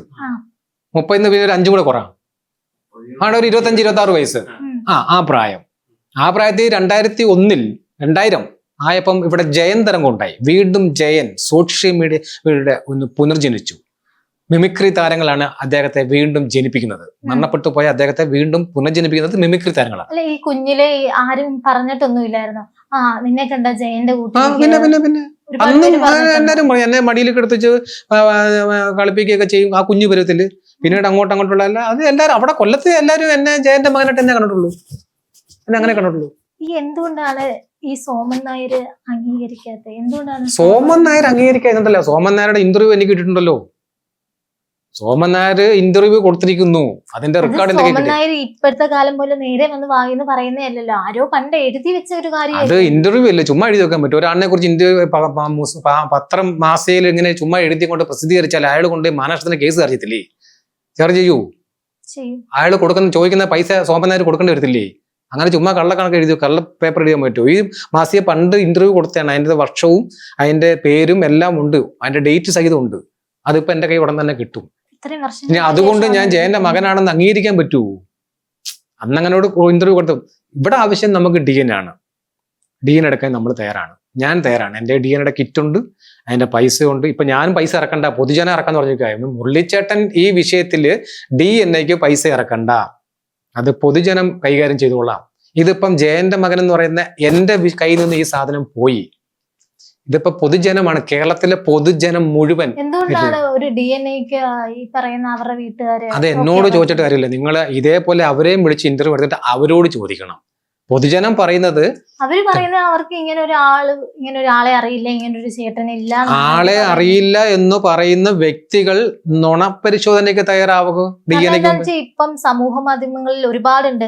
കഴിഞ്ഞ ദിവസവും കൂടി വന്നായിരുന്നു, ജയലളിതയുടെ മോളാണ്, ഇതേപോലെ ജയലളിത അറിയാതെ വളർത്താൻ കൊടുത്തതാണ്, ആരും അറിയാം, അങ്ങനെയൊക്കെ ഒരുപാട് വാർത്തകൾ വരുന്നുണ്ട്. ഉണ്ടാവാം, അത് സത്യമാവാം അസത്യമാവാം. ഇപ്പം നമ്മുടെ ഇതൊന്നും തെളിയിക്കാനായിട്ട് ആൾക്കാർ ജീവിച്ചിരിപ്പില്ല. അപ്പൊ ആൾക്കാർക്ക് എന്ത് വേണമെങ്കിലും ഒന്ന് പറയാം. ഇപ്പൊ എനിക്ക് വേണമെങ്കിലും പറയാം, ഞാൻ മമ്മൂട്ടിയുടെ മോഹൻലാലിന്റെ മോളാന്ന് പറഞ്ഞാല് പറയാൻ പറ്റും. മോക്ക് ഇച്ചിരി വെളുപ്പ് കൊണ്ടുകൊണ്ട് വേണമെങ്കിൽ പറയാം, കുഴപ്പമില്ല. ഇപ്പൊ ഞാൻ ഇച്ചിരി നിറം ഭംഗിയോണ്ട് എനിക്ക് ജയന്റെ മകനാന്ന് പറഞ്ഞൂടെ മക്കളെ? അതായത് ഒരാളിന്റെ അച്ഛനെ അവകാശപ്പെടുമ്പം ആ ആള് DNA എടുക്കാൻ ഉറപ്പെന്ന് പറഞ്ഞാൽ, ആ ആള് DNA പൈസ ഉറപ്പെന്ന് പറഞ്ഞാൽ, അയാളുടെ ഉള്ളിൽ അതിലൊരു വിശ്വാസമുണ്ട്. അയാളുടെ അമ്മയെ വിശ്വാസമുണ്ട്. ആ വിശ്വാസത്തിന്റെ പുറത്താണ് ഇത് പറയുന്നത്. ചേട്ടന്റെ അമ്മ ഇപ്പൊ ജീവിച്ചിരിപ്പുണ്ടോ? അമ്മ മരിച്ചുപോയി 3 വർഷമായി. 3 വർഷം. ഇവിടെ ജയന്റെ മകനാണ് എന്ന് ഞാൻ പറയുമ്പം എനിക്ക് DNA ആവശ്യമുണ്ടോ? ഇല്ല. എന്റെ അമ്മയാണ് ഏറ്റവും വലിയ സത്യം, ഇല്ലേ? അതെ. ആണോ? അമ്മ സത്യമില്ലേ? അമ്മ സത്യമില്ലേ? ചേട്ടൻ എപ്പോഴെങ്കിലും ഈ പറയുന്ന പോലെ ജയൻ സാറിനെ കണ്ടത് അച്ഛാ ഞാൻ അച്ഛന്റെ മോനാണ് എന്ന് അല്ല, അങ്ങനെയല്ല. അദ്ദേഹത്തിന്റെ കൂടെ ഞാൻ വളർന്നിട്ടില്ല. നമ്മളെല്ലാവരും അച്ഛന്റെയും അമ്മയുടെയും കൂടെ വളരുമ്പോഴേ അച്ഛൻ ആരാണ്, അമ്മ ആരാണ്, അല്ലെങ്കിൽ ആ ഒരു ബന്ധം എന്താണ് 2 വയസ്സ് തൊട്ടേ അറിയായിരുന്നല്ലേ പറഞ്ഞത്? 2 വയസ്സുള്ള ഒരാളിന് ഓർമ്മയുണ്ടോ? അല്ല, അച്ഛൻ ലോകമായിട്ട് വല്ല ബന്ധമുണ്ടോ? 2 വയസ്സാകുമ്പോ നമ്മൾ എത്ര നടക്കുന്ന പരിവില്ല, പിച്ച് വെച്ച് നടക്കുന്ന പരിവില്ലുള്ളൂ, ഇല്ലേ? അതല്ല ഞാൻ ചോദിക്കുന്നത്. ഇപ്പൊ പറഞ്ഞല്ലോ 2 വയസ്സ് തൊട്ടേ എനിക്ക് ആ വീട്ടിലാണ് വളർന്നേ. എനിക്ക് അച്ഛനെ അറിയാന്ന്. ഈ ജയൻ എന്ന് പറഞ്ഞ വ്യക്തി ഞങ്ങൾക്ക് ആരും കാണാൻ പോലും കണ്ടില്ല. കാര്യം അദ്ദേഹത്തെ അപ്പോഴത്തേക്ക് ഭയങ്കര സൂപ്പർ സ്റ്റാർ ആയി. അദ്ദേഹത്തിന്റെ വീട്ടിൽ പോലും പകല് വരില്ല. ഇദ്ദേഹം എവിടെ വരുന്ന അവിടെ ജനം കൂടും. അതെന്റെ വീട്ടിൽ പോലും രാത്രിയെ വരുന്നത്. രാത്രി വരും, അമ്മയെ കാണും, അമ്മയുടെ സ്വന്തം അമ്മയെ കാണും, കാല് തൊട്ട് വരും, വെളുപ്പിന് ആൾക്കാർ വരുന്നതിന് മുമ്പ് പോകും. ചേട്ടന്റെ അമ്മയെ കണ്ടിട്ട് കാല് തൊട്ട് എന്റെ അല്ല, ഭാരതി അമ്മയുടെ. ചേട്ടന്റെ അമ്മയെ കാണാൻ വന്നില്ലേ? ആ കോടതി കേസ് കഴിഞ്ഞ ശേഷം പിന്നെ അമ്മയെ കാണാനൊന്നും പറ്റില്ല. ഇതിന് മുമ്പ് വന്നിട്ട് ചേട്ടൻ ഇങ്ങനെ പറഞ്ഞിട്ടില്ലേ അച്ഛാന്ന് പറഞ്ഞ് വിളിച്ച് സംസാരിക്കുകയൊന്നും ചെയ്തിട്ടില്ല? മക്കളെ, ഞാൻ ആ വീട്ടിൽ നിന്ന് 2 വയസ്സ് കഴിഞ്ഞ് എന്നെ ഇറക്കിക്കൊണ്ട് വന്നല്ലോ അമ്മ. ഞങ്ങൾ പോയി വേറെ വീട് വാടകയ്ക്ക് എടുത്ത് താമസിക്കുകയാണല്ലോ. ഈ സമയത്ത് ഇദ്ദേഹം പിന്നീട് സിനിമയിൽ അങ്ങ് വലിയ ആളായിട്ട് മാറി, തിരക്കുള്ളതായി മാറി. അത് മനസ്സിലായി. ഈ വാടക വീട്ടിലേക്ക് ഒരിക്കൽ പോലും അല്ല, അങ്ങനെ വന്നിട്ടില്ല. അപ്പോഴത്തേക്ക് ആള് വലിയ പ്രശ്നം അങ്ങനെ വന്നിട്ടില്ല. ഈ വാടക വീട്ടിലേക്ക് ഒരിക്കൽ പോലും ഈ പറഞ്ഞ ചേട്ടൻ തന്നെ ആദ്യമേ പറഞ്ഞിട്ടുണ്ടായിരുന്നു അമ്മയ്ക്ക് വാക്ക് കൊടുത്തിട്ടുണ്ടായിരുന്നു, നിന്നെയും കുഞ്ഞിനെ അല്ലാതെ ഞാൻ വേറെ ആരെയും കല്യാണം കഴിക്കത്തില്ല.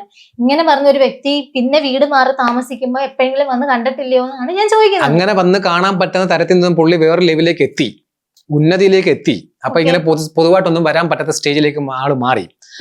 പറയുന്ന ഒരു രാത്രിയോ അല്ലെങ്കിൽ ദൂരെ എവിടെങ്കിലും വെച്ചോ? അതിപ്പോ അമ്മ എവിടെ താമസിക്കുന്ന അദ്ദേഹത്തിന് അറിയത്തില്ലല്ലോ. ഞങ്ങൾ എവിടെ കുമാരൻ എന്ന് പറയുന്ന ആളെ, കുമാരേട്ടന്റെ കയ്യിലാണ് ഈ പൈസയൊക്കെ ഞങ്ങൾക്ക് കൊടുത്തു വിടുന്നത്. കുമാരേട്ടന് അറിയാം. പക്ഷെ അദ്ദേഹം ആ ഒരു രാത്രിയിലോ പകലോ കൊല്ലം ജില്ലയിലല്ല കേരളത്തിന്റെ ഏത് ഭാഗത്ത് എന്നാലും ജയം വന്നു പറഞ്ഞ് ജനം അളവും. അത് വേറെ സ്റ്റേജിലായിരുന്നു അന്നത്തെ മനുഷ്യന്റെ ഇതിൽ. അദ്ദേഹം ആ ലെവലിൽ അമ്മയുടെ തന്നെ. അതിന് മുമ്പേ മാക്സിമം അമ്മയുടെ പുറകിന് നടന്നു. ഈ കോടതിയിലെ കേസ് കഴിഞ്ഞ് കോടതി ഇറങ്ങുമ്പോഴൊക്കെ എന്റെ അച്ഛൻ അപ്പൊ പ്രശസ്തി ഒന്നും ആയില്ല, ചെറിയ വിഷം. എന്തുകൊണ്ടാണ് ഈ ഒരു ജയൻ സാറിനോട് ഇത്ര വെറുപ്പ് വന്നത്? അയ്യോ, ഞാൻ നേരത്തെ പറഞ്ഞില്ല, അദ്ദേഹത്തിനോട് അമ്മയ്ക്ക് യാതൊരു വെറുപ്പില്ല. അദ്ദേഹത്തിന്റെ കുടുംബത്തിലുണ്ടായ സംസാര വിഷയങ്ങൾ അമ്മയെ മാനസികമായിട്ട് വേദനിപ്പിച്ചു. അതുവരെ ഇല്ലാത്ത പല ആളുകളും അവിടെ ഭരിക്കാൻ വന്നപ്പോ അമ്മ അവിടുന്ന് എന്നെ കൊണ്ട് ഇറങ്ങി മാറി. അതാണ് സംഭവം. മനസ്സിലായില്ലേ? ഇപ്പൊ ക്ലിയർ ആയോ? ക്ലിയർ ആയി. ജയൻ എന്ന് പറഞ്ഞ വ്യക്തി മാക്സിമം എന്റെ അമ്മയുടെ പുറകെ നടന്നു, എന്നെ കൊണ്ടുപോകാൻ, അമ്മയെ കൊണ്ടുപോകാൻ. അമ്മ കൂട്ടാക്കില്ല. പിന്നെ അദ്ദേഹത്തിന് എന്ത് ചെയ്യാൻ പറ്റും? ഒരു പുരുഷൻ എത്രത്തോളം താഴാൻ പറ്റും ഒരാളിന്റെ കീഴിൽ? പിന്നെ ഇദ്ദേഹം വലിയ ലെവലായി. അപ്പൊ ആ ലെവലായതിനു ശേഷം പിന്നെ സാമ്പത്തികമായ കാര്യങ്ങളൊക്കെ ഇദ്ദേഹം കുമാരേട്ടൻ, ഈ അച്ഛൻ്റെ അനിയൻ സോമൻ നായർ, അദ്ദേഹത്തിന്റെ ഒക്കെ കൈ കൊടുത്തു വിടുകയും ഈ സോമൻ നായർ റോട്ടി വെച്ച് തീപ്പെട്ടി കമ്പനി കൊണ്ടായിരുന്നു. അപ്പൊ അതിന്റെ സാധനങ്ങൾ എടുക്കാൻ ഞങ്ങളുടെ മാമന്റെ വെള്ളട്ടമ്പലം എന്ന് പറയുന്നത് അവിടെ വരുമ്പോൾ അമ്മ അവിടെ നിൽക്കുമ്പോൾ കാണിക്കും, എന്നെ കാണിക്കും. ഓണ്ടാ മോനെ നിന്റെ കൊച്ചെന്ന് പറയും. ഞാൻ ഈ മനുഷ്യനെ കൊച്ചൊന്നും വിളിച്ചിട്ടില്ല കേട്ടോ. അപ്പൊ ഈ മാറി താമസിച്ചപ്പോ ഒരിക്കലും അമ്മയുടെ ആദ്യത്തെ മക്കളെ കൂടെ കൊണ്ട് നിർത്താൻ സാധിച്ചില്ല? അയ്യോ, ഈ മൂത്ത മോഹനാചാരി ഇല്ലേ, അതൊക്കെ അമ്മ അവിടെ നിന്ന് എടുത്ത് നമ്മുടെ അച്ഛന്റെ വീട്ടിൽ കൊണ്ട് നിർത്തിയിട്ടുണ്ട്. അതല്ല, ഇപ്പൊ ചേട്ടനും അമ്മയും വേറെ വാടക വീടെടുത്ത് മാറിയല്ലോ, അങ്ങോട്ട് ഈ ബാക്കി സഹോദരങ്ങളെ കൂടി കൊണ്ടുവന്ന് നിങ്ങൾ മോഹനമേശ്ശേരി മാത്രമേ ഉള്ളൂ. നിങ്ങൾ 3 പേരൂടെ പിന്നെ ഞാൻ ചോദിക്കുന്നത്. അത് തന്നെ, പുള്ളി വരും. പക്ഷെ അവിടെയാണ് പഠിക്കാനൊക്കെ അങ്ങ് കോഴിക്കോടാക്കി. കരുനാപ്പള്ളി കോഴിക്കോട് വല്യമ്മച്ച് അവിടെയുള്ള സ്കൂളിലേക്ക് പുള്ളിക്ക് തന്നെ പഠിപ്പിക്കാനൊക്കെ ആക്കി. പുള്ളി ഒരിക്കലും പഠിക്കാൻ പോത്തില്ല. ഈ മൂത്ത മോഹനാചാരി പുള്ളിയെ സ്കൂളിൽ ബുക്കുമായിട്ട് രാവിലെ പോയിട്ട് ഏതെങ്കിലും സൈക്കിൾ വർക്ക്ഷോപ്പിലോ ഏതെങ്കിലും കാർ വർക്ക്ഷോപ്പിലോ ഒക്കെ മുമ്പിൽ പോയിട്ട് അവിടെ മേശരിമാര് പണിയുന്ന അവിടെ പോയി കുത്തിയിരുന്ന് അത് കണ്ടുകൊണ്ടിരിക്കും. സ്കൂളിൽ കൊന്നാൽ പോത്തില്ല. പുള്ളിക്ക് അതിനോടായിരുന്നു ടേസ്റ്റ്. ഇത് മനസ്സിലാക്കി അമ്മ പിന്നെ പുള്ളിക്കാരനെ നേരെ വർക്ക്ഷോപ്പിൽ കൊണ്ടാക്കി. എന്നാൽ നീ ഇനിയിപ്പോ പണി പഠിച്ചാൽ പറ്റും. അന്നങ്ങ് അങ്ങനെയൊക്കെയാ, വലിയ പടത്തൊന്നും. രണ്ടാമത്തെ മകൻ ഞാൻ. വിവാഹത്തിൽ ഒരു മോനുണ്ട്, മോഹനാചാരി. അത് കഴിഞ്ഞ് ജയൻ എന്ന് പറഞ്ഞ വ്യക്തിയിൽ ഞാനൊരു മകൻ. ഞങ്ങൾ 2 പേരേ ഉള്ളൂ. ഒരാൾ മരിച്ചുപോയി. മോഹനാചാരിയുടെ അനിയത്തി ഉഷ എന്ന് പറഞ്ഞ ചേച്ചി മരിച്ചുപോയി. അല്ല, അപ്പൊ ഈ ഉഷ എന്ന് പറയുന്നത് എങ്ങനത്തെ അനിയത്തിയാ? രാമകൃഷ്ണൻ ആചാര്യയിലുണ്ടായ മകള്. രാമകൃഷ്ണനാചാര്യയില്ലേ അമ്മയെ ഞാൻ ചോദിച്ചേ, ചേട്ടന്റെ അമ്മയ്ക്ക് ടോട്ടൽ എത്ര മക്കളുണ്ടെന്ന്? മൊത്തം 3 മക്കള്. ഇപ്പൊ ചേട്ടൻ പറഞ്ഞ 2 പേരെന്നല്ലേ? അയ്യോ, ഒന്നും മരിച്ചു പോയില്ല. ചത്ത കുഞ്ഞിന്റെ ജാതകം ചോദിക്കണ്ടല്ലോ, അത് കഴിഞ്ഞല്ലോ. ചത്ത കുഞ്ഞിന്റെ ജാതകം നമ്മൾ പറഞ്ഞിട്ട് കാര്യമില്ല. ചത്ത കുഞ്ഞിന്റെ അല്ലേ ചോദിച്ചു, ഞാൻ അല്ലാതെ ഡീറ്റെയിൽ ആയിട്ട് ഞാൻ ചോദിച്ചാ. മോള് ചോദിച്ച ചോദ്യം ഞാൻ പറയാം. പിന്നെ ഈ മക്കളെയും കൊണ്ടുവന്ന്, മക്കളെന്ന് പറയുമ്പോ ഇല്ലല്ലോ, മക്കളെന്ന് പറയുമ്പോ ഡബിൾ ആയില്ലേ മകൻ. അങ്ങനെയല്ലേ ചേട്ടാ? ഈ പറയുന്ന അമ്മ ചേട്ടനെ കൊണ്ട് വീട്ടിൽ നിന്ന് ഇറങ്ങി. ഓക്കെ, അച്ഛന്റെ വീട്ടിൽ നിന്ന് ഇറങ്ങി. ഓക്കെ, അപ്പൊ ഈ ഒരു മോളെയും ഒരു മോനും ഉണ്ടായിരുന്നു ആദ്യത്തെ വിവാഹത്തില്. ഇല്ല, ഇപ്പൊ താക്കോൽ എവിടെ ഇരിക്കുന്നു പറയാമല്ലോ. അതായത് രാമകൃഷ്ണ നാചാരിയിൽ കല്യാണം കഴിച്ച് 2 മക്കള് ജനിച്ചു. ഇപ്പൊ കിട്ടിയല്ലോ, അതെനിക്ക് മനസ്സിലായി. കിട്ടിയല്ലോ, കിട്ടിയല്ലോ. അതിൽ ഉഷ എന്ന് പറയുന്ന ആ ചേച്ചി, അതിപ്പോ എന്റെ മൂത്ത ചേച്ചി ആണല്ലോ, മോഹൻ ആചാര്യയുടെ 2ാമത്തെ അനിയത്തിയാണ്.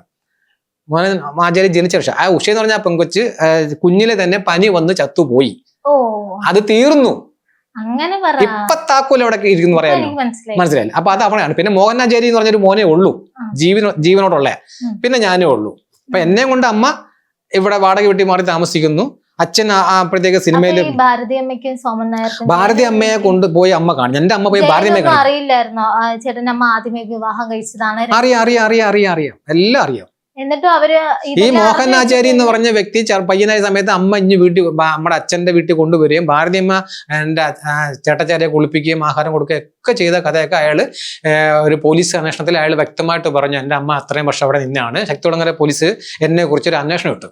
അപ്പൊ ആ അന്വേഷണത്തിൽ മൂത്ത ചേട്ടച്ചാരെ വീട്ടിൽ പോലീസ് ചെന്നിട്ട് ചോദിച്ചപ്പം പുള്ളിക്കാരൻ പറഞ്ഞു, എൻ്റെ അമ്മ ഇത്ര വർഷം അവിടെ നിന്നാണ്, ഞാനും ആ വീട്ടിൽ പോയി നിന്നുണ്ട്, ഭാരതിയമ്മ എന്നെ കുളിപ്പിച്ചിട്ടുണ്ട്, ആഹാരം നിന്നുണ്ട്, ഇത് ജയന്റെ മകനാണ്. പിന്നെ അവൻ്റെ അച്ഛനെ അറിയണമെന്ന് പറഞ്ഞുകൊണ്ട് അവൻ ഇറങ്ങി തിരിച്ചു, എത്രേ ഉള്ളൂ സാറേ എന്നൊക്കെ ചോദിച്ചു. അപ്പോൾ പോലീസുകാർ അവന് വട്ടുവല്ലോ ഉണ്ടെന്ന് ചോദിച്ചു. അങ്ങനെയൊക്കെ ചോദിച്ചു, എല്ലാം ഉണ്ട്. പക്ഷെ പോലീസ് റിപ്പോർട്ടിൽ അതൊന്നുമില്ല. പോലീസ് റിപ്പോർട്ട് ഇവർക്ക് കൊടുത്തിട്ടുണ്ട്, ഈ പരാതിക്കാരിക്ക് കൊടുത്തിട്ടുണ്ട്, എനിക്ക് മാനസിക പ്രശ്നമുണ്ട്, പിന്നെന്തോ അന്വേഷണത്തിൽ ഇവാൾ ജയന്റെ മകനൊന്നുമില്ല, അങ്ങനെ ഒന്നും കിട്ടിയിട്ടില്ല. പക്ഷേ പിന്നെന്തോ ബിജു എന്ന് പറഞ്ഞ സി ആണ്, ബിജു യു. പിന്നെന്തോ ഇത് പോലീസുകാർക്ക് ഈ കേസ് എടുക്കാൻ പറ്റത്തില്ല, ഇത് കുടുംബ പ്രശ്നമാണ്, അതുകൊണ്ട് നിങ്ങൾ കോടതി പോ എന്നും പറഞ്ഞുകൊണ്ട് ഒരു കള്ള റിപ്പോർട്ട് ഈ ബിജു എന്ന് പറഞ്ഞ സി ഐ കൊടുത്തിട്ടുണ്ട്. ഇപ്പം ഇതുമായിട്ട് ഞാൻ കോടതിയിൽ പോയ ബിജു എന്ന് പറഞ്ഞ സി ഐ കുരുങ്ങും. കാര്യം ഒരു അന്വേഷണത്തിൽ ആരുടെ അടുത്തൊക്കെ ആണോ ചോദിക്കുന്ന അവരോട് ചോദ്യങ്ങൾ ചോദിച്ച് അവരുടെ റിപ്പോർട്ട് തയ്യാറാക്കി അവരെ കൊണ്ട് ഒപ്പിടിപ്പിക്കുന്നതൊക്കെ വക്കീലുമാർ പറയുന്നുണ്ട്. മനസ്സിലായില്ലേ? ഒരു കള്ള റിപ്പോർട്ടാണ് അവർ കൊടുത്തിരിക്കുന്നത്. ഇവർ ചോദിച്ച മൊത്തം എൻ്റെ ആൾക്കാരോടല്ലേ ചോദിക്കാൻ പറ്റൂ. അവര് പറയുന്നത് ഞങ്ങൾക്കൊക്കെ അറിയാവുന്നത് ജയന്റെ മകനാണ്, ഇവരമ്മ അവിടെ നിന്നാണ്, കുഞ്ഞിലെ മുതലേ അവൻ ജയന്റെ മകനായിട്ടാണ് വളർന്നതും, ഞങ്ങളെല്ലാം വിളിക്കുന്നത് ജയന്റെ മോനെന്നാണ് എന്നൊക്കെ പറഞ്ഞിട്ടുണ്ട്. പക്ഷെ അതൊന്നും റിപ്പോർട്ടില്ല. ഇതിപ്പോ ഈ ആദിത്യൻ ജയൻ സാറിന്റെ അനിയന്റെ മോനാണ്, അനുജന്റെ 2ാമത്തെ മകൻ. അപ്പൊ ഈ അനിയന്റെ മോനുമായിട്ട് DNA എടുക്കുമ്പോ ഈ ജയൻ സാറിന്റെ DNA ആയിട്ട് എങ്ങനെ മാച്ച് ആയി? അതായത് ഡോക്ടർമാര് പറയുന്നത് അതായത് ബ്ലഡ് ഗ്രൂപ്പുകൾ മാറി വരാം. ഇപ്പം ബ്ലഡ് അല്ല, ഇപ്പൊ ഉമിനീരിലാണ് DNA എടുക്കുന്നത്. വായിക്കകത്ത് എന്റെ വീട്ടിൽ ഇപ്പൊ എല്ലാരും O പോസിറ്റീവ് ആണ്, പക്ഷെ എന്റെ ബ്ലഡുമായിട്ട് വരുമ്പോ അത് A പോസിറ്റീവ് ആയിട്ടാണ്. അത് ബ്ലഡിന്റെ ഗ്രൂപ്പ് അല്ലേ, DNA ഗ്രൂപ്പ് അല്ലല്ലോ നോക്കുന്നത്. അപ്പൊ ഇങ്ങനെ ഒരു വ്യത്യാസം വരില്ല. ക്രോമസോമുകൾ അങ്ങനെയാണോ പറയുന്നത്? DNA എടുക്കുന്ന ക്രോമസോമുകൾ അങ്ങനെ വെച്ച് നോക്കുന്നത്. അമ്മയുടെ ക്രോമസോം ഈ ആദിത്യൻ എന്ന് പറയുന്ന ഇപ്പൊ എൻ്റെ അടുത്ത് ഡോക്ടർമാര് പറഞ്ഞാണ്, എനിക്ക് ഇതിനെ കുറിച്ച് അറിയില്ല, ഞാൻ ഇലക്ട്രീഷ്യൻ അല്ലേ. ഓക്കെ, ഞാൻ പറഞ്ഞുതരാം. ഡോക്ടർ പറഞ്ഞെന്ന് പറഞ്ഞാല് ഈ ആദിത്യൻ എന്ന് പറയുന്ന വ്യക്തി ഞാനും തമ്മിൽ DNA എടുത്താൽ ഞങ്ങൾ രണ്ടുപേരും ഒരച്ഛന്റെ സോമൻ നായരുടെ മകനാണ് എങ്കിൽ ഞങ്ങളുടെ രണ്ടുപേരുടെയും ക്രോമസോമുകളുടെ അളവ് ഒന്നായിരിക്കും എന്ന് പറയുന്നു. ഇനി ഞങ്ങൾ രണ്ടുപേരും 2 വ്യക്തികളുടെ മക്കളാണെങ്കിൽ എന്റെ ക്രോമസോം ആദിത്യനെ കാട്ടി കൂടുതലായിരിക്കും എന്ന് പറഞ്ഞാൽ അദ്ദേഹത്തിന്റെ സഹോദര മകനാണെന്ന് പറയുമെന്നാണ് ഡോക്ടർമാര് പറഞ്ഞു തന്നത്. അല്ലാതെ അറിയണമെങ്കിൽ ഇനി എന്നെ കൊന്നിട്ട് ജയനെയും കൊന്നിട്ട് അമ്മയെ വേറെ എവിടെയും കൊണ്ടിട്ട് വളർത്തണം, എന്നിട്ട് അമ്മയെ വേറൊരു പുരുഷനായിട്ട് കല്യാണം ചെയ്യണം, അപ്പോഴേ വേറൊരു മകൻ ജനിക്കും. ഇങ്ങനെയുള്ള ചോദ്യം അല്ലല്ലോ മക്കളെ. ഇപ്പൊ ജയന്റെ മകനാണെന്ന് ഞാൻ പറയുന്നല്ലോ, ഞാൻ അവകാശം പറയുന്നു ജയന്റെ മകൻ തന്നെയാണ്. ഒരു DNA എടുത്ത് ഞാൻ കള്ളനാണെന്ന് തെളിയിക്കാൻ നല്ല തന്തയ്ക്ക് പറഞ്ഞവന്മാർ ആരെങ്കിലും എന്റെ അച്ഛൻ കുടുംബത്തിലുണ്ടെങ്കിൽ വരാൻ പറ. ഇത് ലാസ്റ്റ് പറച്ചിലാണ്. കാര്യം അറിയോ, നമ്മൾ പറയുന്നതിനൊരു പരിധിയുണ്ട്, നമ്മളോട് ഇന്റർവ്യൂവിന് ചോദിക്കുന്ന ചില പരിധിയുണ്ട്. നല്ല തന്തയ്ക്ക് പറഞ്ഞവന്മാർക്ക് മാത്രമേ ഒറ്റ കൈയോടെ ഇന്ന് പറയാൻ പറ്റൂ എന്റെ അച്ഛൻ ഇതാണെന്ന്. അതിന് നല്ല തന്തയ്ക്ക് പറയണം എന്ന് പറഞ്ഞാൽ അമ്മയെ വിശ്വാസം വേണം. സ്വന്തം അമ്മയെ വിശ്വാസമുള്ള ഒരു വ്യക്തിക്ക് തീർച്ചയായിട്ടും നെഞ്ചുറപ്പോടെ എന്ന് പറയും അതെന്റെ അച്ഛനാണ്. ഞാൻ 2001 വന്നു, യാദൃച്ഛികമായിട്ട് വന്നു പോയത്. അന്നു മുതൽ പറയുന്നല്ലോ എന്റെ അച്ഛൻ ജയനാണെന്ന് ഞാൻ പറയുന്നുണ്ടല്ലോ ഇല്ലേ. എവിടെയെങ്കിലും ഞാനോ എന്റെ അമ്മയോ മാറ്റി പറഞ്ഞ ഏതെങ്കിലും ഒരു ഇന്റർവ്യൂ തരാവോ?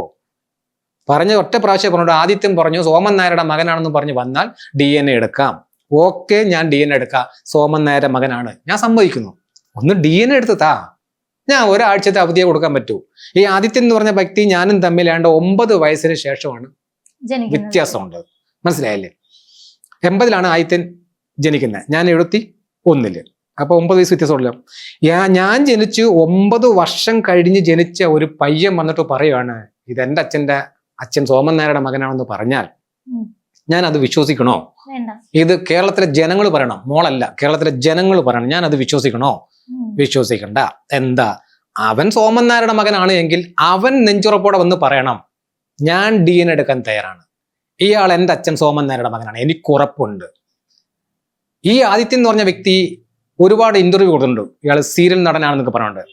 ഈ ഇന്റർവ്യൂവിലൊന്നും ഇവരാരും തന്നെ ഞങ്ങൾ സോമൻ നായരുടെ മക്കളാണെന്ന് പറയാറില്ല. ഞങ്ങൾ ജയന്റെ അനുജന്റെ മക്കളെന്നേ പറയും. ഞാനും ചോദിച്ചിട്ടുണ്ട് എന്തിനാ അങ്ങനെ പറയുന്നേ? എന്നാ പിന്നെ എനിക്ക് തിരിച്ചു പറയാം, സോമൻ നായരുടെ ചേട്ടന്റെ മോനെന്ന് പറയാം, ഇല്ലേ? സോമൻ നായരും അത്യാവശ്യം അല്ലെങ്കിലും ആവശ്യത്തിന് അദ്ദേഹവും പ്രശസ്തനാണ്, ഇല്ലേ? അപ്പൊ സ്വന്തം അച്ഛനെ ചൂണ്ടി കാണിച്ചുകൊണ്ട് ഇതാണ് എൻ്റെ അച്ഛൻ എന്ന് പറയാൻ ചങ്കുറപ്പ് വേണം, മനസ്സിലായില്ലേ? ആ ചങ്കുറപ്പോടെ ഞാൻ പറയൂല്ലേ, നിങ്ങൾ വാ ഒരു DNA എടുക്കാൻ, നിങ്ങളുടെ ചെലവിന് ഞാൻ പൈസ തരാം. ഒരു ദിവസം മെനക്കെടാൻ എനിക്ക് രാവിലെ പോയാലും വൈകുന്നേരം വരെ പോയാലേ 1200 ശമ്പളം. രാവിലെ ഞാൻ പോയാൽ രാവിലെ 9 മണിയിൽ വൈകിട്ട് 5:30 വരെ പണിയാൻ 1200 ശമ്പളം. ഇവർക്ക് ഞാൻ 10,000 ശമ്പളം കൊടുക്കാം ഒരു ദിവസത്തെ മെനക്കെട് വിളിക്കും. ഞാൻ കഴിഞ്ഞ ഒരു ദിവസം ഇങ്ങനെ ചേട്ടന്റെ ഒരു ഇന്റർവ്യൂവിന്റെ വേറൊരു ചാനലിൽ കൊടുത്ത ഇന്റർവ്യൂവിന്റെ അടിയിൽ ഇങ്ങനെ വന്നൊരു കമന്റ് ആണ്, എനിക്ക് പറയാൻ പറ്റുമോ എന്ന് എനിക്കറിയത്തില്ല, ഞാൻ എന്നാലും പറയുകയാണ്. അതായത് ഈ ജയൻ കല്യാണം കഴിച്ചതാണല്ലോ അമ്പിളി ദേവി എന്ന് പറയുന്ന വ്യക്തി, ആദിത്യൻ, ആദിത്യൻ ബൈ മിസ്റ്റേക്ക്, ആദിത്യൻ. അപ്പൊ ഈ ആദിത്യനില് അമ്പിളി ദേവിക്ക് ഒരു കുഞ്ഞുണ്ട്, ആങ്കൊച്ചുണ്ട്. അപ്പൊ ആദിത്യന് ഇപ്പൊ 4 മക്കളുണ്ടെന്ന് പറയുന്നു കേരളത്തിൽ, പക്ഷെ 3 മക്കളെ എനിക്കറിയാം. ഈ 3 മക്കളിൽ ആരെങ്കിലും വഴി ചേട്ടന് DNA ഒരു ഉമിനീരോ ഒരു മുടിയോ എന്തെങ്കിലും ഒന്നും കിട്ടാൻ വേണ്ടി ശ്രമിച്ചിട്ടേ ഇല്ല? കാരണം അങ്ങനെ ഒരു സാധനം കിട്ടുവാണെങ്കിൽ ഈ പറയുന്നത് മാച്ച് ചെയ്ത് നോക്കാലോ. അല്ല, അപ്പൊ ഞാൻ ചെന്ന അവര് DNA വരുമോ? അല്ല, അതിന് ആദിത്യന്റെ അച്ഛനായ ആദിത്യന്റെ അനുമതി വേണ്ടേ? വേണമല്ലേ? പിന്നെ അങ്ങനെ ആദിത്യൻ സമ്മതിക്കൂ? ഞാനിപ്പോ അമ്പിളി ദേവിയുടെ വീട്ടിൽ പോയിട്ട് ഞാൻ പറയുവാണ് മക്കളെ എനിക്ക് നിങ്ങളുടെ കൊച്ചിന്റെ ഇച്ചിരി ഉമിനീരുത്തുക. അപ്പൊ അമ്പിളി ദേവി പറയുന്നത് ശരി ചേട്ടാ ഞാൻ തരാമെന്ന് ഒരു ഉദാഹരണം, മീൻസ് അമ്പിളി ദേവി പറയാണ്, അല്ലെ അമ്പിളിയുടെ അച്ഛനിടയിൽ കൂടി മക്കളെ ഈ പയ്യൻ ഇത്രയും കടന്ന് വിഷമിക്കുന്നില്ലേ, നീ ഇച്ചിരി ഉമിനീര് കൊടുന്ന് പറഞ്ഞാൽ അവർ ഓക്കെ എന്ന് പറഞ്ഞാൽ ആദിത്യൻ കൊണ്ടുപോയി കേസ് കൊടുക്കത്തില്ലേ? എന്റെ കൊച്ചിന്റെ ഉമിനീര് എടുക്കാൻ പറ്റുന്ന കാണണോ? അങ്ങനെ ഒരു നിങ്ങൾക്ക് ആരെങ്കിലും ഒക്കുമെങ്കിൽ ഈ അമ്പിളി ദേവിയുടെ വീട്ടിലോ പുനലൂരുള്ള, എനിക്കത് അറിയത്തില്ല. ഞാൻ ഇലക്ട്രിക്കിന്റെ പണിയാ മോളെ, എനിക്ക് DNA പണിയില്ല. അത് DNA എടുക്കുന്ന സെന്ററിൽ പോയി ചോദിക്കണം. അങ്ങനെ ഇതിനകത്തൊരു വേണമെങ്കിൽ ഒരു ട്വിസ്റ്റ് വേണമെങ്കിൽ ഉണ്ടാക്കാം, ഒരു അത്ഭുതം വേണമെങ്കിൽ ഉണ്ടാക്കാം. ഇപ്പം 3 ഭാര്യമാരെ നമുക്ക് അറിയാം മക്കളുള്ള, ഒന്ന് ഒരു രേഷ്മ, പിന്നെ അമ്പിളി. രേഷ്മയിൽ ഒരു പെങ്കൊച്ച് ആദിത്യന്, അത് തൃശ്ശൂർകാരിയാണ്, അതിനെ കല്യാണം കഴിച്ചിട്ടില്ല, ലിവിൻ ടൂതറ എന്ന് പറയുന്നു. അങ്ങനെ ആവാം, അവരുടെയൊക്കെ കല്യാണം അപ്പം അങ്ങനെയാണ്. പിന്നെ അമ്പിളി ദേവി താലി കെട്ടിയ കൊച്ചാണ്, അതിലൊരു ആങ്കൊച്ചുണ്ട്. പിന്നെ പുനലൂര് ആതിര എന്ന് പറഞ്ഞൊരു പെങ്കൊച്ചുണ്ട്, അതിനകത്ത് ഒരു ആങ്കൊച്ചുണ്ട്. നിങ്ങൾ ആരെങ്കിലും ഈ 3 വീട്ടില് ചെന്നിട്ട് അവരോട് പറയാ ഇങ്ങനെ ഒരു സഹായത്തിന് നിങ്ങൾ തയ്യാറാണോ? ഒരു മനുഷ്യനെ 2001 മുതൽ സ്വന്തം പിതാവിന്റെ ആ ഒരു പേര് സ്കൂൾ സർട്ടിഫിക്കറ്റ് ചേർക്കാൻ വേണ്ടി കഷ്ടപ്പെടുന്നു, ആ മനുഷ്യനെ കൊല ചെയ്യുന്നു. നിങ്ങൾക്കൊരു ഇച്ചിരി മനസാക്ഷി ഉണ്ടെങ്കിൽ നിങ്ങൾ ഒരു കുഞ്ഞ് സഹായം ഈ നിങ്ങളുടെ കുഞ്ഞിന്റെ ആരുടെയെങ്കിലും ഒരു ഉമിനീര് തരാമോ എന്ന് ചോദിച്ച് അവർ സമ്മതിക്കുന്ന ഒരു ഇന്റർവ്യൂ, ഒരു വീഡിയോ എടുത്ത് നിങ്ങളൊന്ന് പോസ്റ്റ് ചെയ്യാമെങ്കിൽ ആദിത്യൻ നേരെ കോടതിയിൽ പോയി സ്റ്റേ മേടിക്കുന്നത് ഞാൻ പറയും. ആദിത്യൻ മേടിച്ചിരിക്കും, കാര്യം അവൻ സമ്മതിക്കൂല. അങ്ങനെ എടുക്കാൻ പറ്റുമെന്ന് ഉറപ്പ് ആദിത്യനുണ്ടെങ്കിൽ ഞാൻ പറയുന്നു ആദിത്യൻ ഓൺ ദ സ്പോട്ടിൽ കേസ് കൊടുക്കും. അമ്പിളി ദേവി ഏത് പെങ്കൊച്ചാണ് ഇതിനകത്ത് അനുവദിക്കുന്ന അവരുടെ പേരിൽ കേസ് കൊടുക്കുന്നുള്ള കാര്യത്തിൽ യാതൊരു സംശയമില്ല. സംശയം ഉണ്ടെങ്കിൽ നിങ്ങളൊന്ന് ട്രൈ ചെയ്യും. ചേട്ടൻ ധൈര്യം കൊണ്ട് മാത്രം പിടിച്ചു നിൽക്കുന്ന ഒരാളാണല്ലേ? ധൈര്യം എന്ന് പറയുന്നത് അവഗണനകൾ ഇപ്പൊ എന്റെ അടുത്ത് തന്നെ പറഞ്ഞപ്പോ എനിക്ക് തന്നെ ഞാൻ ചേട്ടനെ കളിയാക്കുന്ന പോലെ ഞാൻ സംസാരിച്ചു, അങ്ങനെ ഒരുപാട് സാധനങ്ങൾ കിട്ടിയിട്ടുണ്ട്. ശരിക്കും ഈ ഒരു ധൈര്യം എവിടെ നിന്ന്? ഞാൻ മക്കളെ തെരുവി കടന്നാ വളർന്നെ. തെരുവി കഞ്ചാവ് കക്ഷികൾ, ചാര അടിക്കുന്നവന്മാര്, കൂലിപ്പണി ചെയ്യുന്നവന്മാര്, പറ ആൾക്കാരുടെ കൂടെ കടന്നു വളർന്നവനാണ്. അവരുടെ കൂടെ കൂലിപ്പണിക്ക് പോകും, കൈവണ്ടിപ്പണിക്ക് പോകും, സിമെന്റ് ഉമക്കാൻ പോകും, മണ്ണ് ഉമക്കാൻ പോകും, പാറ ഉമക്കാൻ പോകും, കല്ല് ഉമക്കാൻ പോകും. പിന്നെ പോച്ച ചെത്തി, സിനിമ കാണാൻ പൈസ ഇല്ലെങ്കിൽ അതിലത്തുള്ള ഈ കുളമുണ്ട്, കുളത്തിൽ അത് പോച്ച വിച്ച് കൊടുക്കും, പാക്ക് പറിച്ചു കൊണ്ടുപോകും, ഗോലി എന്ന സാധനം ഉണ്ട് കളിക്കാൻ. ഇങ്ങനെയൊക്കെ തെരുവി കടന്ന് വഴക്കിട്ടും അടിവീടിയും തള്ളും തിച്ചും ചീത്തവിളിയൊക്കെ ചെയ്താണ് ഞാൻ വളർന്നത്. ആ കുഞ്ഞില് ഇപ്പൊ നമ്മള് ഗോലി കളിക്കൂല, ക്രിക്കറ്റ് കളി, ഗോലി കളി എന്ന സാധനം ഉണ്ടല്ലേ, സാധനം ഞങ്ങളുടെ ഗോലി എന്ന് പറയാം. ഇതൊക്കെ കളിക്കുമ്പോൾ നമുക്ക് തെറ്റു പറ്റൂല. ഈ സമയത്തൊക്കെ അങ്ങോട്ടും ഇങ്ങോട്ടും കൂട്ടുകാർ തമ്മിൽ പിടിച്ചു കൊള്ളും, വഴക്കുണ്ടാവില്ല. എല്ലാ കുട്ടികളും. ആ സമയത്ത് ഈ അവന്മാരെന്തെങ്കിലും പോടാ മറ്റേ മോനെ നിന്റെ തന്ത പിഴച്ചുണ്ടായവനെ നിന്റെ തന്ത ആരാന്ന് അറിയാവൂടാ, പോടാ തന്തയ്ക്ക് ഉറക്കത്താൻ, അങ്ങനെ മീൻ സിനിമയ്ക്കകത്ത് എൻ്റെ അച്ഛനോട് ചോദിക്കുന്ന പോലെ ചോദ്യങ്ങളൊക്കെ അന്നേരം ഈ വിത്തുകൾ ചോദിക്കുന്നുണ്ട്. അത് നമ്മൾ അന്നേരവും കേട്ടു. ഉള്ളിൽ വിഷമം ഉണ്ടെങ്കിലും പിന്നെ നമ്മുടെ കൂട്ടുകാർ അവരോട് പോയി കളിക്കുകയും ചെയ്യും. ചിലപ്പോൾ പണെങ്കിൽ വീട്ടിൽ പോകും, പിന്നെ അവന്മാരൊന്ന് വിളിക്കും. ഇവിടെ നിന്നൊക്കെ ഈ സാധനം നമ്മൾ കേട്ടും പഠിച്ച് തെരുവിൽ, കടത്തിണ്ണയിൽ, അമ്പലപ്പറമ്പിൽ, റോഡരികില്, ഓടപ്പുറത്തൊക്കെ കടന്ന് രാത്രി ഉറങ്ങുന്ന അവിടെയൊക്കെ ഞങ്ങൾ പണ്ട്. ഞങ്ങൾക്ക് അങ്ങനെ ഒരു വിഷയമൊന്നുമില്ല, അവിടെ പോയി കിടന്ന് ഉറങ്ങും. അവിടെ നിന്ന് വളർന്ന് വന്നവനെ ഞാൻ. നമുക്ക് പേടി ഇങ്ങനെ തോന്നിയിട്ടുണ്ടോ ഇനി ഇതിനെ പുറവെ ഈ അച്ഛൻ എന്ന് പറയുന്ന ഇതിന്റെ പുറവെ പോകത്തില്ല? കാരണം ഇത്രയും അപകടങ്ങള്, ഇത്രയും ആൾക്കാർ കളിയാക്കുന്നു, ഇത്രയും പ്രശ്നങ്ങൾ വരുന്നു, ആൾക്കാർ മുമ്പിൽ ചെന്ന് നിൽക്കുമ്പോൾ ആൾക്കാർ ആ ഒരു രീതിയിൽ കാണുന്നു, എന്റെ അമ്മയെ കുറ്റപ്പെടുത്തുന്നു.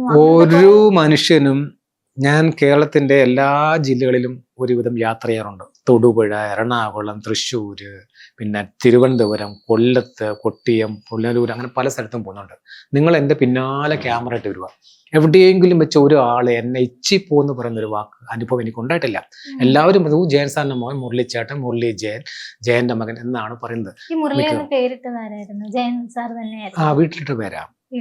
പക്ഷെ മുരളി ജയൻ എന്ന് പേരിട്ടത് KPSC ആണ് 2015. അച്ഛന്റെ പേരും കൂടി പേരിട്ടത് ജയൻ സാർ തന്നെയായിരുന്നു. വീട്ടിലായിരിക്കാമല്ലോ, അച്ഛനല്ലേ പേരിടുന്നേ, ആയിരിക്കാം. ചെറുട്ടനല്ലേ പേരിടുന്നേ, അവരായിരിക്കാം. അച്ഛന്റെ പേര് കൃഷ്ണൻ നായർ, അപ്പൊ അതിനെ ബേസ് ചെയ്തായിരിക്കും മുരളി ഇട്ടത്. കൃഷ്ണനും മുരളി ഒന്നാണല്ലോ, അത് ഇട്ടതായിരിക്കാം. ഇപ്പൊ കണ്ണൻ ഇട്ടിരുന്ന, കണ്ണൻ നായർ ഇട്ടിരുന്നു, അതാ കൃഷ്ണന്റെ ബേസ് ചെയ്താണ്. അവൻ പിന്നെ ആദിത്യനൊക്കെ വന്നപ്പോഴുള്ള ആദിത്യന്റെ യഥാർത്ഥ പേര് വേണുഗോപാൽ എന്നാ. ആദ്യത്തിന്റെ ഒഫീഷ്യൽ നെയിം ആദ്യമേ അവര് സെലക്ട് ചരടുകെട്ടിനിട്ടത് വേണുഗോപാൽ എന്നാ. പക്ഷെ അച്ഛൻ മരിച്ചപ്പം ആ ഓർമ്മയ്ക്ക് വേണ്ടി അവന്റെ പേര് ജയൻ എന്നാക്കി. അപ്പൊ ജയൻ എസ് എന്നാണ്. പക്ഷെ അവൻ അവിടെ ഈ എസ് ഉപയോഗിക്കാതെ അവിടെ ആദിത്യൻ എന്ന് പറഞ്ഞാൽ സീരിയലിൽ ആദിത്യൻ എന്ന് പറഞ്ഞാൽ വലിയ ആളാവെന്ന് പറഞ്ഞോ ആദിത്യന് ഒരു പേരിട്ടു. ഈ ജയൻ സാറിന്റെ ഫാമിലിയിലെ വേറെ കസിൻസിനെ ആയിട്ടൊന്നും ചേട്ടന് കോണ്ടാക്ട് ചെയ്യില്ല?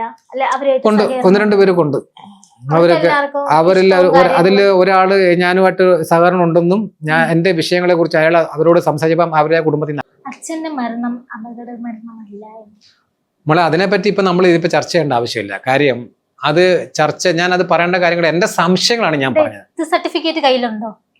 ഉണ്ട്. അച്ഛന്റെ അത് എവിടുന്ന് കിട്ടി? അത് ഞാൻ ആ ഹോസ്പിറ്റലിലെ ഇത് നമുക്ക് ആർക്ക് വേണമെങ്കിൽ എടുക്കാം, നിങ്ങൾക്ക് കൊടുക്കാം. അതിന്റെ ഡേറ്റും ആ വർഷവും പേരും അടിച്ചു കൊടുത്താൽ നമുക്ക് എന്റെ പ്രിന്റ് കിട്ടും. അതിനകത്തൊക്കെ കൊടുത്തിരിക്കുന്ന മൊത്തം തെറ്റായ രേഖകളാണ്. അതും പല ആ സിനിമയിലുമായിട്ട് ബന്ധപ്പെട്ട് നിന്ന പല അണിയറ പ്രവർത്തകളും പറഞ്ഞ ചില കാര്യങ്ങളിലൂടെ എനിക്കുണ്ടായ ചില സംശയമാണ്. ഒന്നുമില്ല. ഇന്നേ വരെ മലയാള സിനിമ എന്ന് പറഞ്ഞ ഇൻഡസ്ട്രിയിൽ മറ്റെല്ലാ നടന്മാരെയും കുറിച്ചും പല സ്ത്രീകൾക്കും പലതും പറയാനുണ്ട്. പക്ഷെ ജയൻ എന്ന് പറഞ്ഞ വ്യക്തിയെ കുറിച്ച് ഒരു സ്ത്രീക്കും ഒന്നും പറയാനില്ല. കാര്യം അദ്ദേഹം ആ രീതിയിലുള്ള ഒരു ജെന്റിൽമാൻ ആയിരുന്നു. അദ്ദേഹം സ്ത്രീകളോട് കൂടുതൽ ആദരവും സ്നേഹവും കാണിച്ചിരുന്നു. അനാവശ്യമായിട്ട് ആരെയും ഒന്നും പറയില്ല. എല്ലാവരോടും ഇഷ്ടമാണ്, എല്ലാവരോടും സ്നേഹം. ഈ ഒരു സംഭവം, അതായത് ഇത്ര വർഷം എന്റെ കുടുംബത്തെ നോക്കി, എന്റെ കുടുംബത്തിനെ സഹായിച്ചു, ആ ഒരു സിമ്പതിയിലുണ്ടായ ഒരു ഇഷ്ടമാണ് ചേട്ടന്റെ അമ്മയോട് ജയൻ സാറിന് തോന്നിയത് അല്ലേ? കറക്റ്റ് അല്ലേ? അതാണ്, ഇതാണ് സംഭവം. അദ്ദേഹത്തിനെ കുറിച്ച് മലയാളം ഇൻഡസ്ട്രിയിൽ ഒരു അനാവശ്യവും പറയാൻ ഒരു ലേഡിയും തയ്യാറാവത്തില്ല, ഒരു ആണുങ്ങളും തയ്യാറാവത്തില്ല.